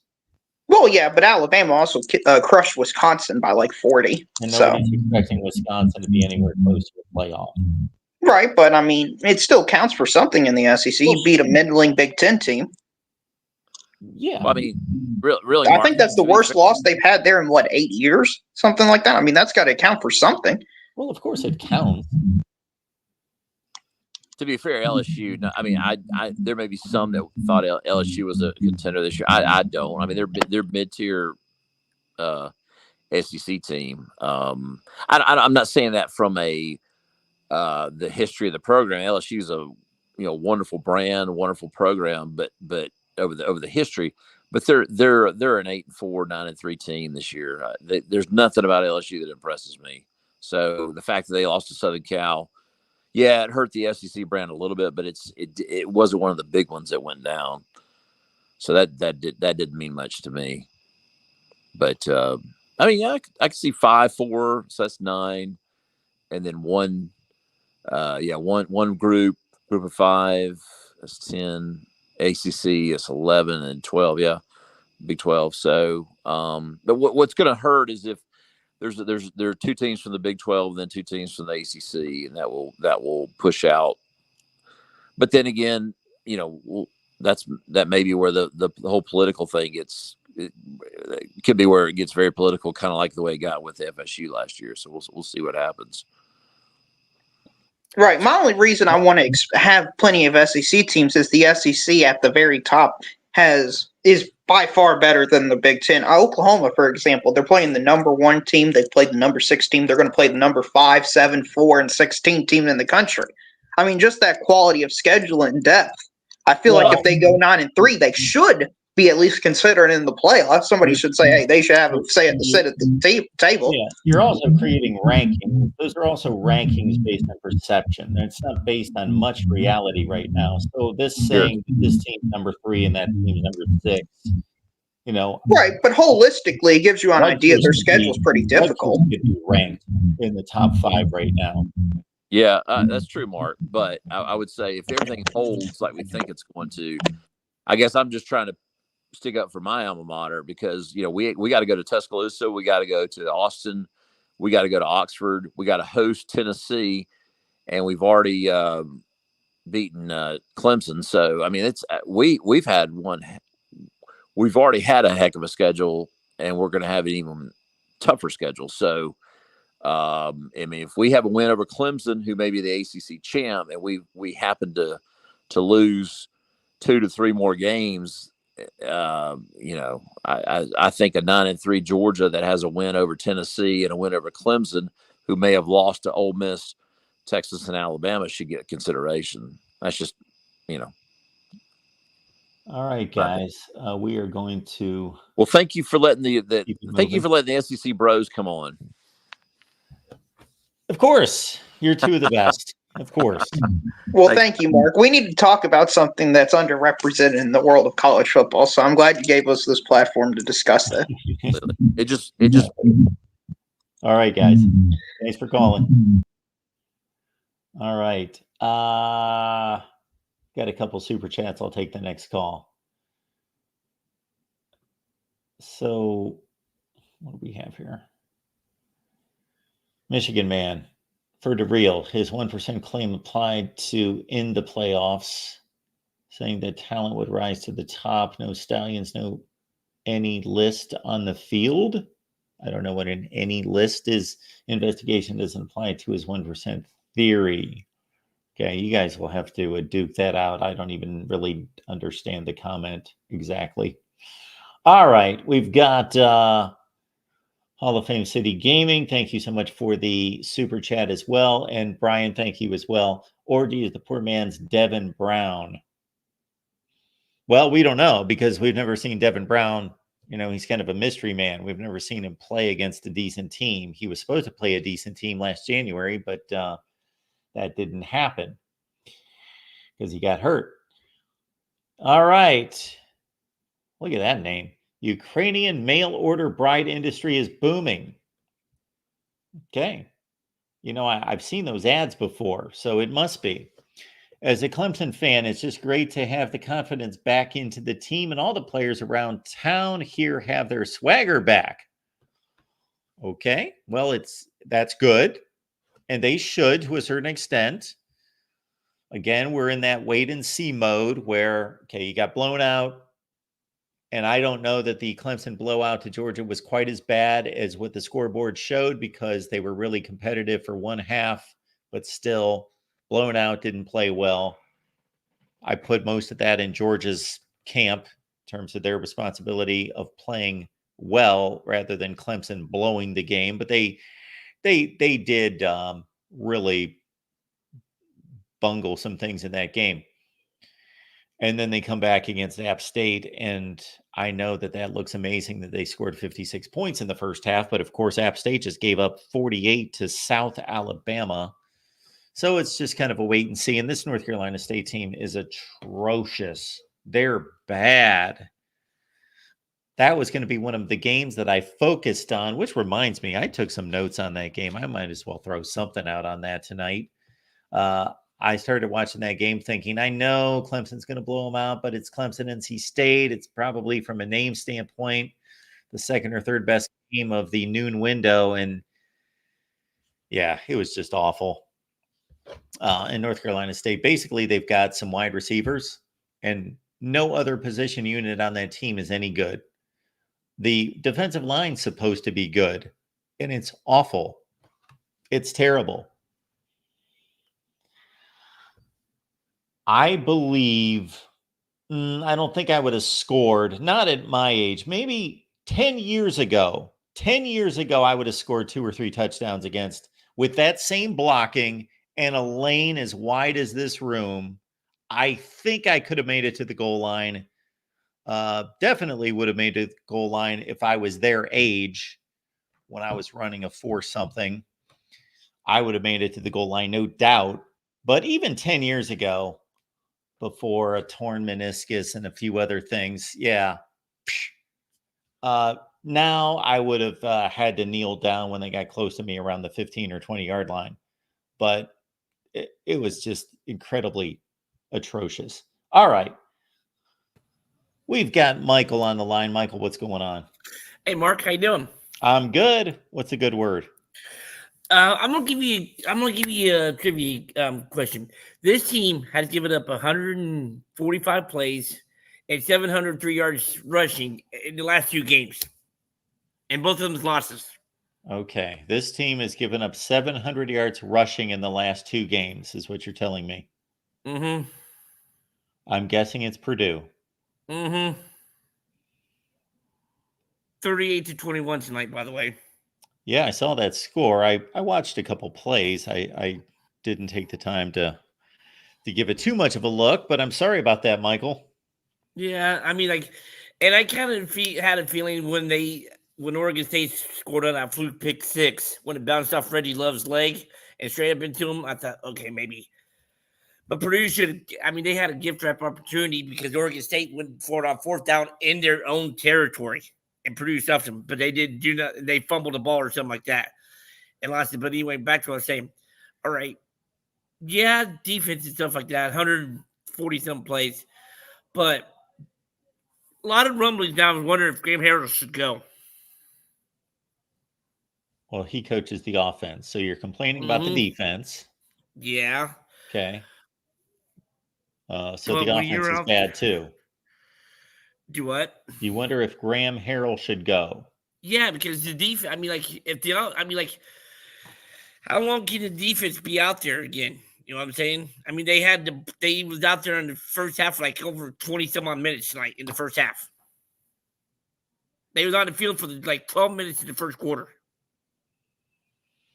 Well, that is up to the head coach to evaluate how good the coordinator is, because the coordinator can't do everything. It goes back to recruiting. It goes to player evaluation, development, NIL, working together with the transfer portal, all of that. I don't know how bad of a job Graham Harrell's doing, because I've not seen really Purdue. Again, I flipped that game on, but I can't say I paid attention to it. So I don't know what's wrong with Purdue. I know that I thought that they would probably be I think I picked them to be the worst team in the Big Ten. So it seems like I'm right on the mark. Yeah. No pun intended, by the way. So, which was the original name of this channel, actually. Yeah. So I just find it kind of strange that Ryan Walters, being the defensive-minded guy that he is, would want a Graham Harrell kind of offense. Because if I'm not mistaken, when he kind of like stagnant when he was at USC in West Virginia also. Did he what? When he kind of stagnant. Did he get fired from USC before he went to West Virginia? Yes. And then, unfortunately, he came from West Virginia to Purdue. But anyway, I don't know, man. I mean, like, I still got to hold out hope for him because of my team and stuff like that. And Ibuka was awesome today on that one catch, by the way. Yeah, that was fun to watch. Yeah, but no, He had a I mean, big like, day. But if you're the defense for Purdue, what do you say, man, to the offense? Well, it sounds like they're letting each other down. Oh I don't yeah, know. but I mean, If the saying anything to anyone, the offensive players need to get better by listening to the offensive coordinator and their position coaches, and the defense. Look at Iowa. Look at how incredibly horrific their offense has been for the last 5 years, and how incredibly good their defense has been. Yeah. And there seems to be absolutely no issues in that program. Now, that is a team.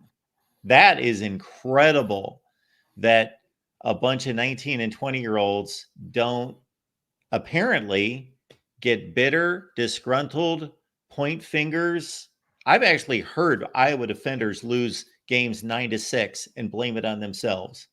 Yeah, but like Iowa's defense, at least they might, the offense might go 3 and out, but the defense is also going 3 and out too.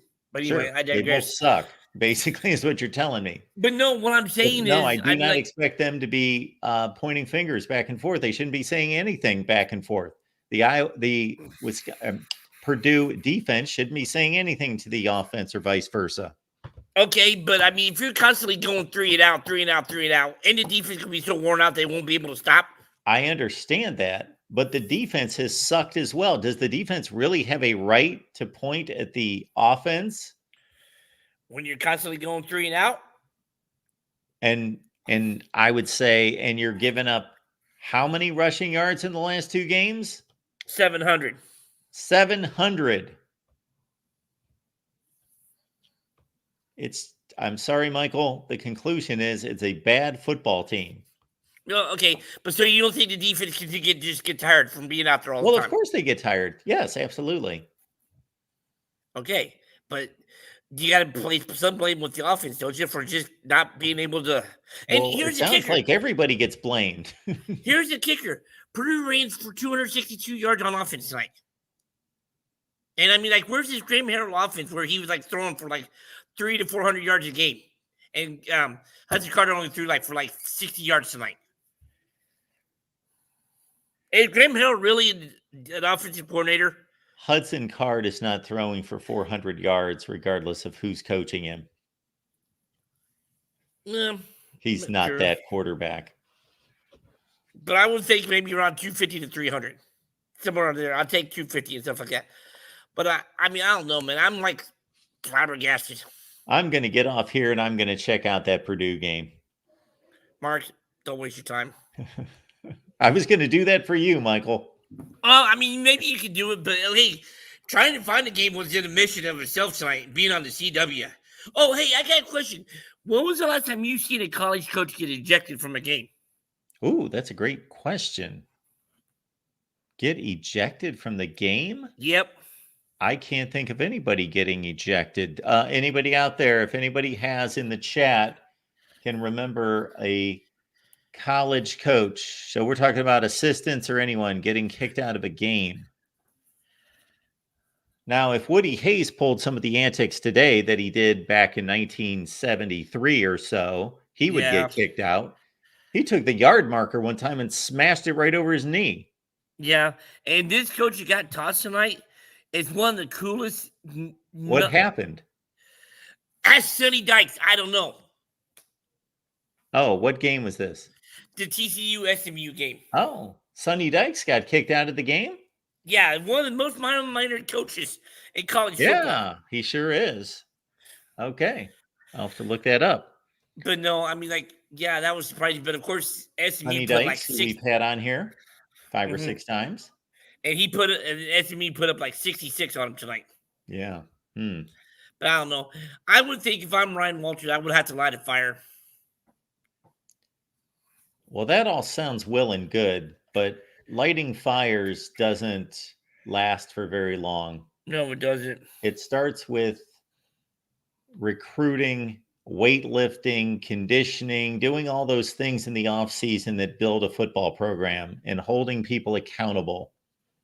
Because another thing I'm trying to figure out is everybody said they'll probably finish like 4-8 and stuff like that, but they're going to be a much better. How can you be a much better team than 4-8? Where are they getting that from? Where's who getting what from? That's what I picked Purdue to go 4-8.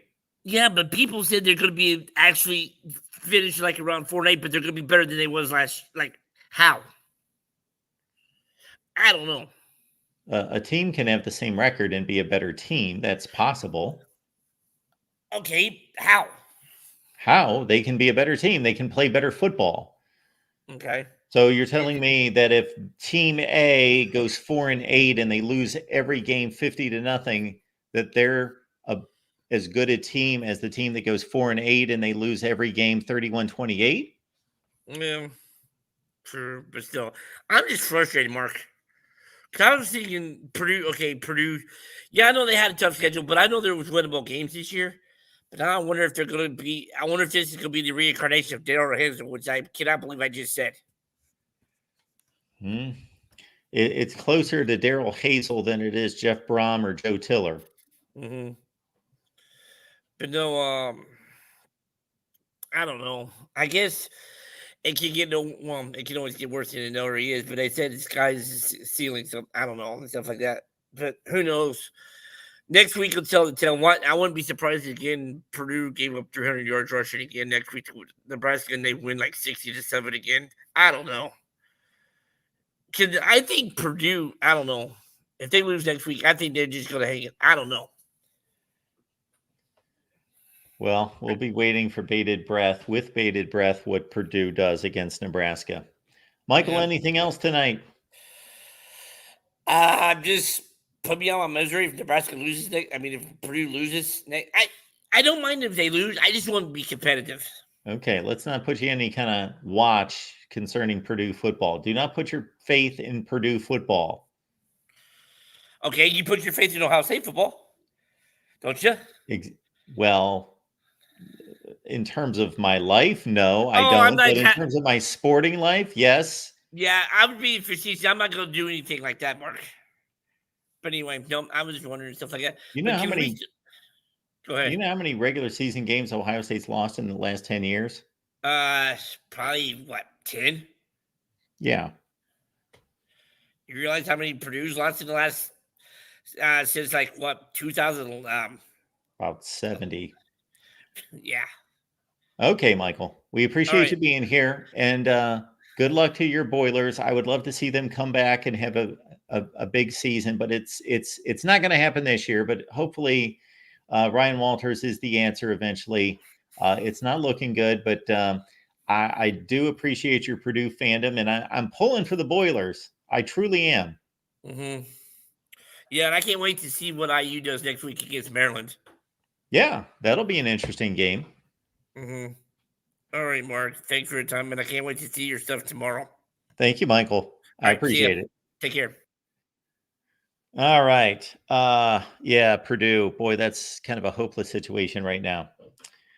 And I don't know if Purdue is named at all in this book, but I've got a book here that we're releasing on October 29th, and I really think it's a decent read for you. So give it a shot if you're a hardcore college football fan. And if you're up at 2 o'clock in the morning listening to our callers and me rant about college football, then I believe you are in that category. So Disputed National Champions, and we will tell you more about it, but it's being released here in about 4 weeks. All right, let's keep it rolling here at the Voice of College Football. Thanks so much to Jackson Johnson, member for 13 months. Tell your friends, your family, and your frenemies, whatever that means, and the cashiers at Publix. I've got a Publix gift card for $100, and I've had it for 6 months. I'm going to use that one of these days. About the upcoming book release. Hey, thank you. Well, Jackson's right on it. He's reading my mind.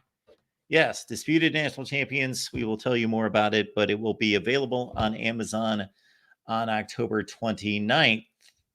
Adam's checking in tonight. Adam, what's going on? Hey, Mark, how are you? I'm doing well. I'll be quick. You're fine. So I just wanted to say a couple of things. First, as a USC fan, I want to congratulate Michigan. First-class institution, academically and athletically. They won the game. The defensive line dominated our O-line. The secondary was solid for the most part. But one thing I would say to Michigan fans is that Orji was awful. He was so bad. I don't think I've ever seen a quarterback play that bad.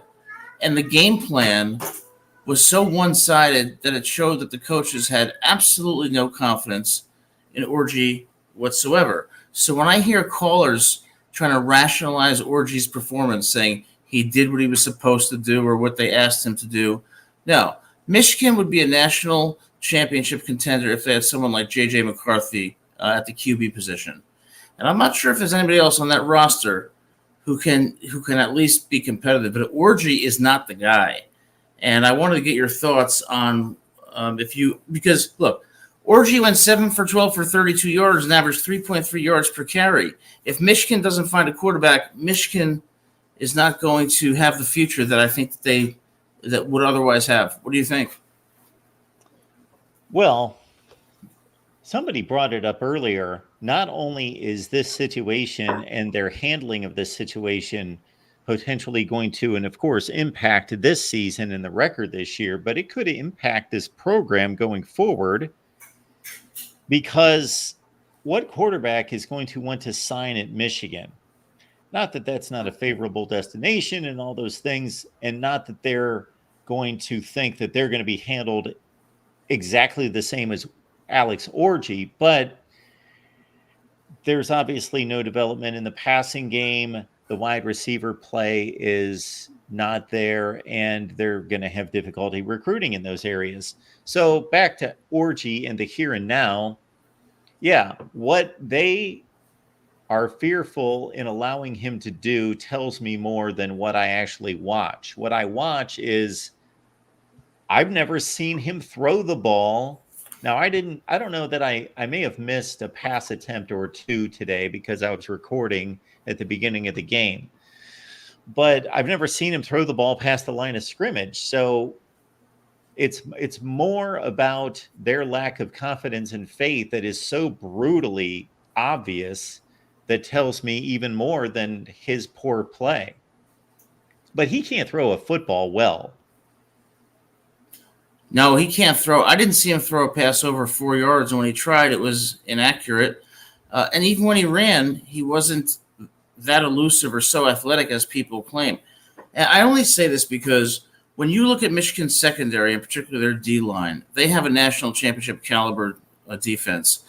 They have some very good running backs, but that quarterback position is going to kill them. And unless they go to the portal or they start to learn how to develop quarterbacks, which they obviously didn't do here, they're going to have a problem. And the last thing I'll say is, as we conclude week 4, we see so many different opinions based on the results every week, but the sampling size is too small.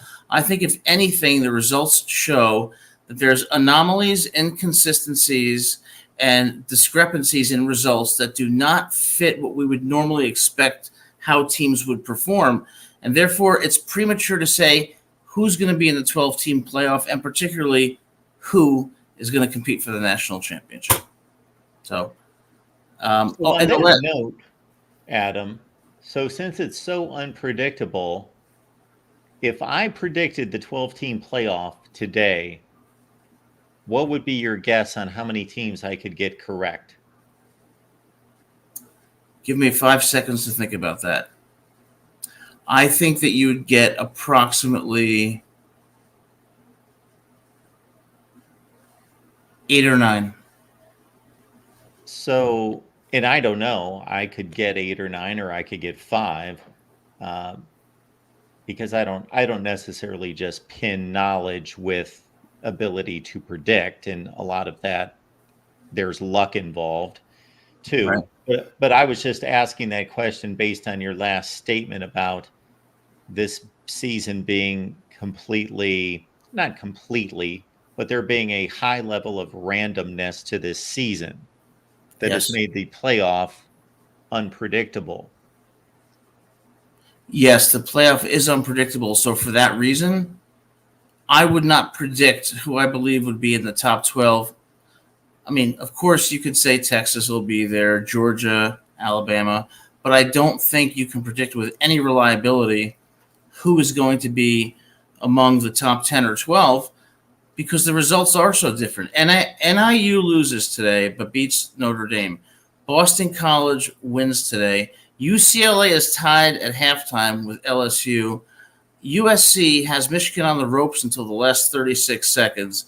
Not only are the games unreliable in terms of predicting them, but the margin of error in the games is so small that it's hard to even tell who's better. And as Exhibit A for that, I will tell you, if Michigan played USC in the Coliseum, I think you'd agree, Michigan probably lose.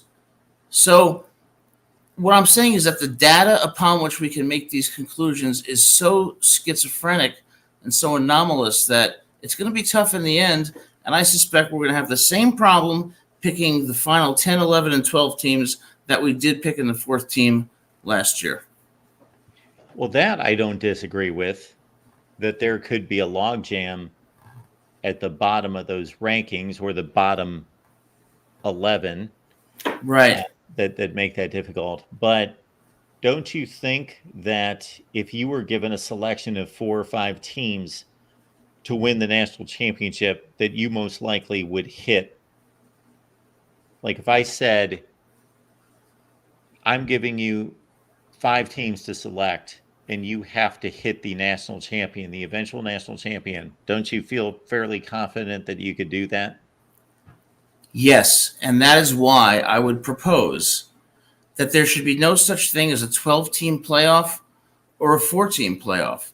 Rather, what we should do is we should identify that cluster of teams each year that we collectively agree, or by a preponderance of the evidence agree, that are worthy of competing for the national championship. So maybe this year it would be 4 or 5.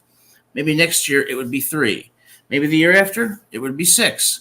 Giving that kind of flexibility allows us to account for who we believe should compete for the national title without adhering to a rigid system that includes teams that have no chance of winning it. So why don't we just say the playoff is what we say the playoff is going to be, and the number of teams is going to be based on what we say, based on an assessment of what's happening in that year, because each year is different. When do you propose we do that? In terms of time? Yeah, at what point do you think we have enough data points to determine who the worthy candidates are? I would base that on empirical evidence, based on historical evidence. I think we could establish, if we did a research study, that over the past 40 to 45 years, the vast majority of people would say that somewhere between 3 and 5, maybe 3 and 6 people, 3 and 6 teams would compete for the national championship. But in each of those 40 to 45 years, I bet you the number would have been different. In 2003, it was LSU, USC. Last year, it was what? Texas. There was conversation about Georgia, Ohio State, Florida State. Well, then put all of those teams in there. So you adjust to the changing circumstances so you can have more fairness and account for the fact that in different years, different teams will be of a sufficient caliber to compete for the national championship. So I don't disagree with you, other than you would cause a lot of people to throw all sorts of hissy fits that there's not a set schedule and a set format every year when you go into the season. But it would be fascinating to have that evaluation process go on. But the one thing I would challenge you on, Adam, is that we are able to come to that conclusion on each season once we've watched all the games. We didn't necessarily come to that conclusion sometime in October to say these are really the 3 or 4 teams that could compete for the national championship in this particular year. Right. Okay, so what I would say is last year there was a huge debate over whether Alabama or Florida State should be in the playoff. My solution under my system would be you don't have to decide. All 5 are in, and there's going to be kind of like a play-in game between Alabama and Florida State, because people value stability and certainty far too much. And when they do that, they can't account for nuance, and that's why you have controversy. So we would have avoided this. And in 2022, we would have avoided the same problem by saying TCU. You want TCU to be in over Alabama? Some people don't. All right, let's have a play-in game for both of them. So it's like trying to capture the teams that are relevant, but keeping out teams that are not, while recognizing that each season is different. And I don't know. What do you think? Well, I think it's a fascinating idea, and I don't think I would have an issue with it, actually, except for who's making this decision about what teams are worthy. That's a great question. I don't know what the criteria would be, but I would tell you this. I bet you that you would be among those deciding it, because the people who are the commissioners, who are the committee members right now, are largely bureaucrats and academics. And I work with academics, and I can tell you they have no real world experience and often make decisions based on subjective biases. Your knowledge of college football is so extensive, and you're also objective and fair. So if people like you are making that decision, wouldn't you have more confidence that who we pick for each year is credible and ultimately leads to the best result possible? I would love to be part of that. Absolutely. And I'm sure there's other qualified people. There are. And it would be a fascinating exercise to go through every year. And in some ways, it aligns with what I did in reviewing these 10 football seasons. Well, I look forward to reading the book. And when it comes out, I'm certainly going to buy it. But thank you. Always great talking to you. Thanks for taking the time, at this late hour. Thank you, Adam. I appreciate it. Take care. You too. All right. We also next have, don't know exactly who this is. Who do we have on the line here at the Voice of College Football? Alias Gray. Alias Gray. How's it going? It's a rough pronunciation. I appreciate that previous guy.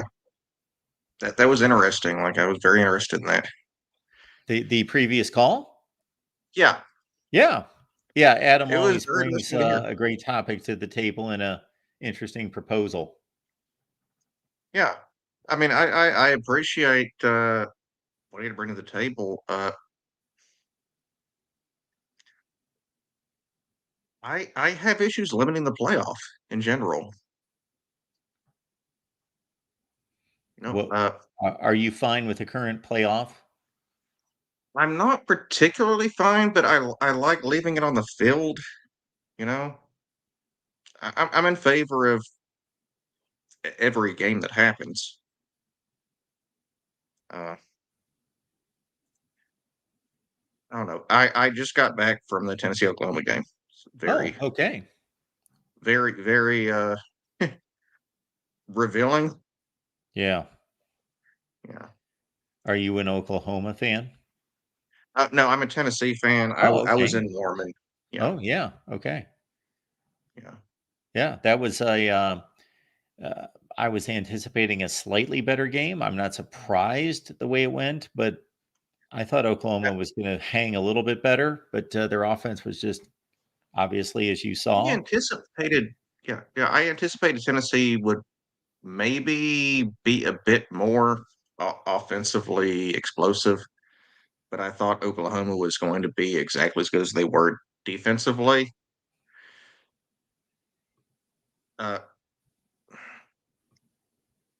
It felt very, very much like what it should have been. I'm not really sure how to describe that. I thought Tennessee would be better offensively, but I thought Tennessee was far better offensively than most teams, I suppose. But I thought Oklahoma is definitely like a top 5 defense, and they proved to be that. And I think they're going to continue to be that. Yeah, I was impressed with Oklahoma's defense. They gave up the one big pass play, but while the game was still somewhat competitive, they were challenging Tennessee, and their offense obviously put them on the ropes a number of times with all those Jackson Arnold turnovers. And the defense pretty much bailed them out, but could only hold for so long. Yes. Yeah, I actually had a firm belief going in that Oklahoma is so multiple in defense that they were going to struggle with Tennessee's pace. Tennessee Yeah. was so limited in the run that it allowed Oklahoma to continue to be multiple. And that actually was the whole thing that limited Tennessee, and that's why it stayed low scoring. I suppose that's my entire point with that is that's actually impressive. I do think Tennessee is like a top 2 or 3 offense. Right, I'm starting to think they're probably like top 6 or 7 defense, but I think Oklahoma is absolutely one of the best defenses in the country right now. Yeah, so I And that think that's nobody was fair. And that's one of the most impressive aspects of this is that we know that Tennessee can be explosive, but for them to win this kind of game when their offense is limited, both by I think they determined at some point, Josh Heupel, that just like I determined when I flipped it off at 19-3 that there's no way Oklahoma's coming back in this game. And Josh I did the Heupel same knew what thing. kind of game was being played. And when you can win a scoring fest and you can also win a game like this, that shows how flexible your team is. I'm gonna level. I was there. I swapped it off to start working on something at 19-3. I did go back to watching it clearly with about 6 minutes left when Oklahoma was driving and scored. So I thought, there's a possibility that it becomes a bit of a more wild thing at that point. Uh, yeah, they did not make it that, but yeah, I did stop generally paying attention around halftime. Okay. So I thought you were at the game. I was Oh, okay. I was Oh, okay. working the game. What's Yeah, that? I was working the Oh, game. you're working the game. Okay. Yeah, yeah. I'm sitting in a hotel. I got you. Yeah. All right. Anything else you wanted to bring up? Nothing in particular other than I just appreciate the last guy's take. The Purdue stuff. Purdue, I did want to hit on that. Purdue's just going to be rough. I'm sorry. Well, sure. Purdue's going to have a rough year. Yeah. I think we're all aware of that. Yep. Yeah. But I appreciate you, Mark. Hey, thanks for the call. We appreciate it. And looks like you're in line for a big year. Yeah. Thank you. All right. We appreciate all the calls tonight here at the Voice of College Football. Let's run through the scoreboard. Why don't we do that? Let's take it from the top. And I'll give my impressions on anything that I saw. All right. We still have a couple games in Ooh, look at that. Okay. First off, we got Liberty coming back from 17 down to take a 4-point lead in the fourth quarter with 2 minutes left. Liberty 28 and East Carolina 24. Look at that from Provo. Now, this is one of these gut check, instinctual kind of predictions that I didn't make. I'm going to have to reassess this situation. I thought Kansas State was a significantly better team than BYU. I, however, looked at that game and thought, something tells me BYU at home, Saturday night, crazy things happen in Provo, that they could win this game. And wow, look at that.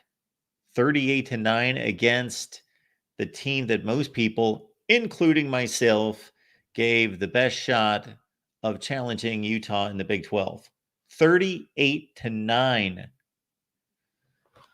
And that looks like it's the final score. Wow. That one, yes, it does in fact surprise me. Okay, Hawaii out on the island looking to go to 2-2. They lead Northern Iowa 22-7. All right, and the rest are finals. Texas with Arch Manning at quarterback with 2 TDs and 2 picks, 51-3 over Louisiana Monroe. Ohio State, I watched most of this game, at least the competitive parts of the game. Ohio State got off to a bit of a rough start. They gave up a touchdown in the first series. I posted an instant analysis video. Check it out. But man, this team is explosive. But the defense was not on its game here. Marshall with can't think of the quarterback's name. It's got a interesting name. Stone Earl. Yes. He ran around the Buckeyes quite a bit and made some plays. 49-14, though, Ohio State wins it. Did not cover, though. That hurt. I was on the fence, and I should probably just stay away from predicting any games that are past 3 touchdowns. I ran some numbers one time on my predictions. Anything past 3 touchdowns, my theory is you don't know who's going to be on the field in the fourth quarter. You don't know how hard they're going to be playing, and you don't know what the coach is going to call. Is he going to put down the gas and try to just run the other team into the ground, or is he going to try to get out of Dodge and get on the bus? So those blowout point spreads are so difficult to project. Ole Miss wins 52-3. Catch our Ole Miss show with Leanne Herring. It's every Thursday at 2 p.m. Eastern time. All right, Tennessee beats Oklahoma. One of the most important games of the day in Tennessee, as I just mentioned to the last caller. What impresses me here is that we know that they have an explosive offense. What they did here is win a defensive-minded game in which their offense was relatively conservative, and Oklahoma's defense is for real, but the offense is pretty bad, and they've got a quarterback controversy there possibly. Mizzou escapes Vandy. Look at Vandy playing some ball tonight. So Vandy would have a near perfect season for them had they taken care of business against Georgia State last week. Because, of course, we know that they played well and beat Virginia Tech. And then they lose this other game against Georgia State. And they take Missouri, a top 10 team in the nation, to OT. Miami looks impressive. They beat South Florida. I caught some of that game. Cam Ward with 404 through the air and 3 touchdowns. And South Florida is not a bad football team. So that's a pretty impressive score. Kent State gets bludgeoned again this week. They have lost the last 2 games, 127-0. USC, Michigan, we of course covered that ad nauseum. I believe USC is a slightly better team. However, Michigan made the big plays when it counted, and you got to give full credit to Michigan. That pass rush, Josiah Stewart might be the player of the week in the Big Ten. He was phenomenal in this game. Khalil Mullings, of course, as well. Michigan wins 27-24. Excellent football game. Utah, Oklahoma State. This was a bit of a rock fight in which Utah was clearly the more dominant team. Outrushed Oklahoma State 4 or 5-1. But Oklahoma State finally got together some offense under Alan Bowman in the final 5 minutes to scare Utah. But the Utes win 22-19 in what may prove to be the most significant result in the Big 12 this season. But this Utes team, boy, this was a hard-hitting, brutal game. These teams were getting after it. LSU and UCLA were tied at half. You see the Tigers pulled out for the win with a 17-0 barrage in the second half at home. Notre Dame defeats Miami of Ohio in a ho-hum contest at 28-3. Riley Leonard, 164 through the air, 143 on the ground, and 3 total touchdowns. Louisville beats Georgia Tech 31-19. It looks like the Cardinals and the Clemson Tigers are the 2 teams that could challenge Miami in the ACC. Iowa State with its last non-conference game moves to 3-0 with a win against Arkansas State, 52-7. Clemson with a big win against NC State. It was not that close, 59-35. It was 45-7 at the half. Buffalo beats Northern Illinois. Take that, Notre Dame, 23-20. And this is the same Buffalo team that lost to Missouri 38-0. Bowling Green scares Texas A&M 26-20. A&M pulls it out. Billy Napier gets a win, his first in 8 games against FBS foes. He defeats Mississippi State 45-28. Graham Mertz had a near perfect day, 19 of 21. Indiana wins again. The Hoosiers are 4-0. And no, they have not defeated good teams. However, they are pasting them. Indiana would have never done this in the past. They beat Charlotte 52-14. Maryland over Villanova 38-20. I'm sure that's been a heck of a basketball game many times. James Madison embarrasses North Carolina 70-50 with 53 points in the first half. Cincinnati beats Houston in what I was dubbing as the game for the worst team in the Big 12. Well, it's not Cincinnati, 34-0. All right, we got Kansas, West Virginia. Kansas had a 2-score lead with 5 minutes left, and they blew it in Morgantown. West Virginia pulls it out 32-28. Tulane over Louisiana, 41-33. Army, 23 better than Rice, 37-14. Ohio and Kentucky, the Wildcats win at 41-6. We've got Central Michigan, a win over Ball State, 37-34. Virginia, I knew to pick this game and lay the points, but I just kind of left it off the board. So I didn't miss this game, but I just knew that I should add it to my picks because Virginia was only a field goal favorite on the road against Coastal Carolina. I was pretty confident Virginia would run away with this one, and they did, 43-24. Temple defeats Utah State 45-29. Eastern Michigan over the juggernaut St. Francis 36-0. Southern Miss goes to Jacksonville State and loses to Rich Rod and Company 45-7 as they finally win a game this year. Nevada 49, Eastern Washington 16. Arkansas wins on the Plains against Auburn 24-14. Hugh Freeze, you're supposed to be an offensive mind, a guru on that side of the ball. Your offense is atrocious, especially your passing offense. Taylon Green played well. Peyton Thorne got benched. Then he got brought back into the game and still wasn't effective.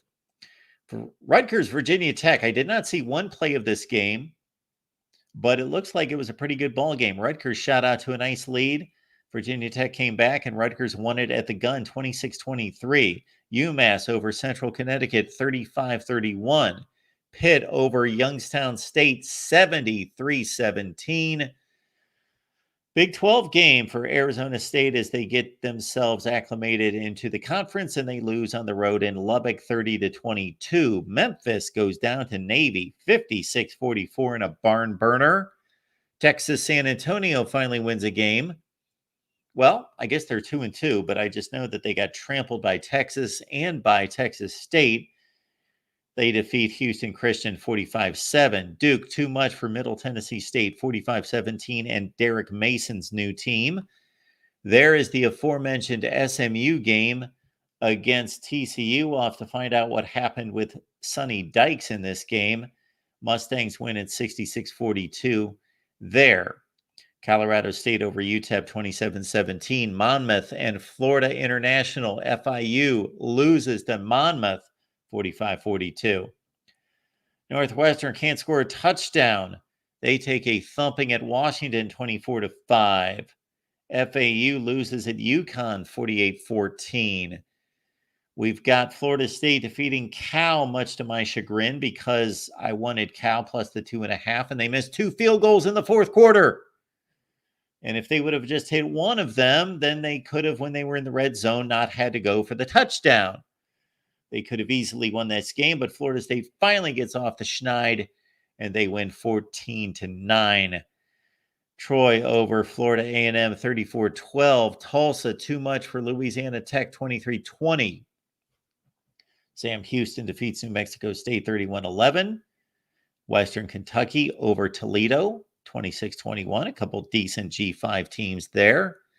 North Texas, the Mean Green, meaner than Wyoming 44-17. South Carolina over Akron 50-7, taking out their frustrations from last week against LSU. Iowa scores 31. They defeat Minnesota and win back the Floyd of Rosedale 31-14. Michigan State throws a late pick in the end zone. Aiden Childs gets greedy in double coverage.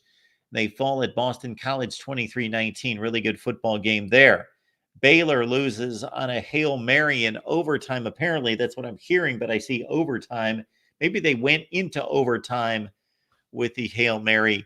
Buffs win at 38-31. Fresno State defeats New Mexico State 38-21. There's the Oregon State win against Purdue, also 38-21. And finally tonight, Boise State all over Portland State 56-14. That's your scoreboard on a Saturday night. We'll be back at 11 a.m. Eastern time on Sunday to take your calls. So if you're up late with me and you also rise early with me, then I'll see you at 11 a.m. Eastern time. For those of you that watch this overnight, as I see many people do, because we don't have a huge crowd during these shows. It's usually around 130, 140, but I notice the overnight crowd is pretty high, that we get a couple thousand views. But we'll be back on Sunday morning to take your calls as well, right here at the Voice of College Football. And again, for everyone who supported us here, including, I almost forgot, Hunter Linton. Thank you so much for the contribution, sir. Love the show, Mark. Thank you for that. Who would you take in a neutral field matchup this year? Michigan or Iowa? Would be a barn burner for sure. Michigan or Iowa?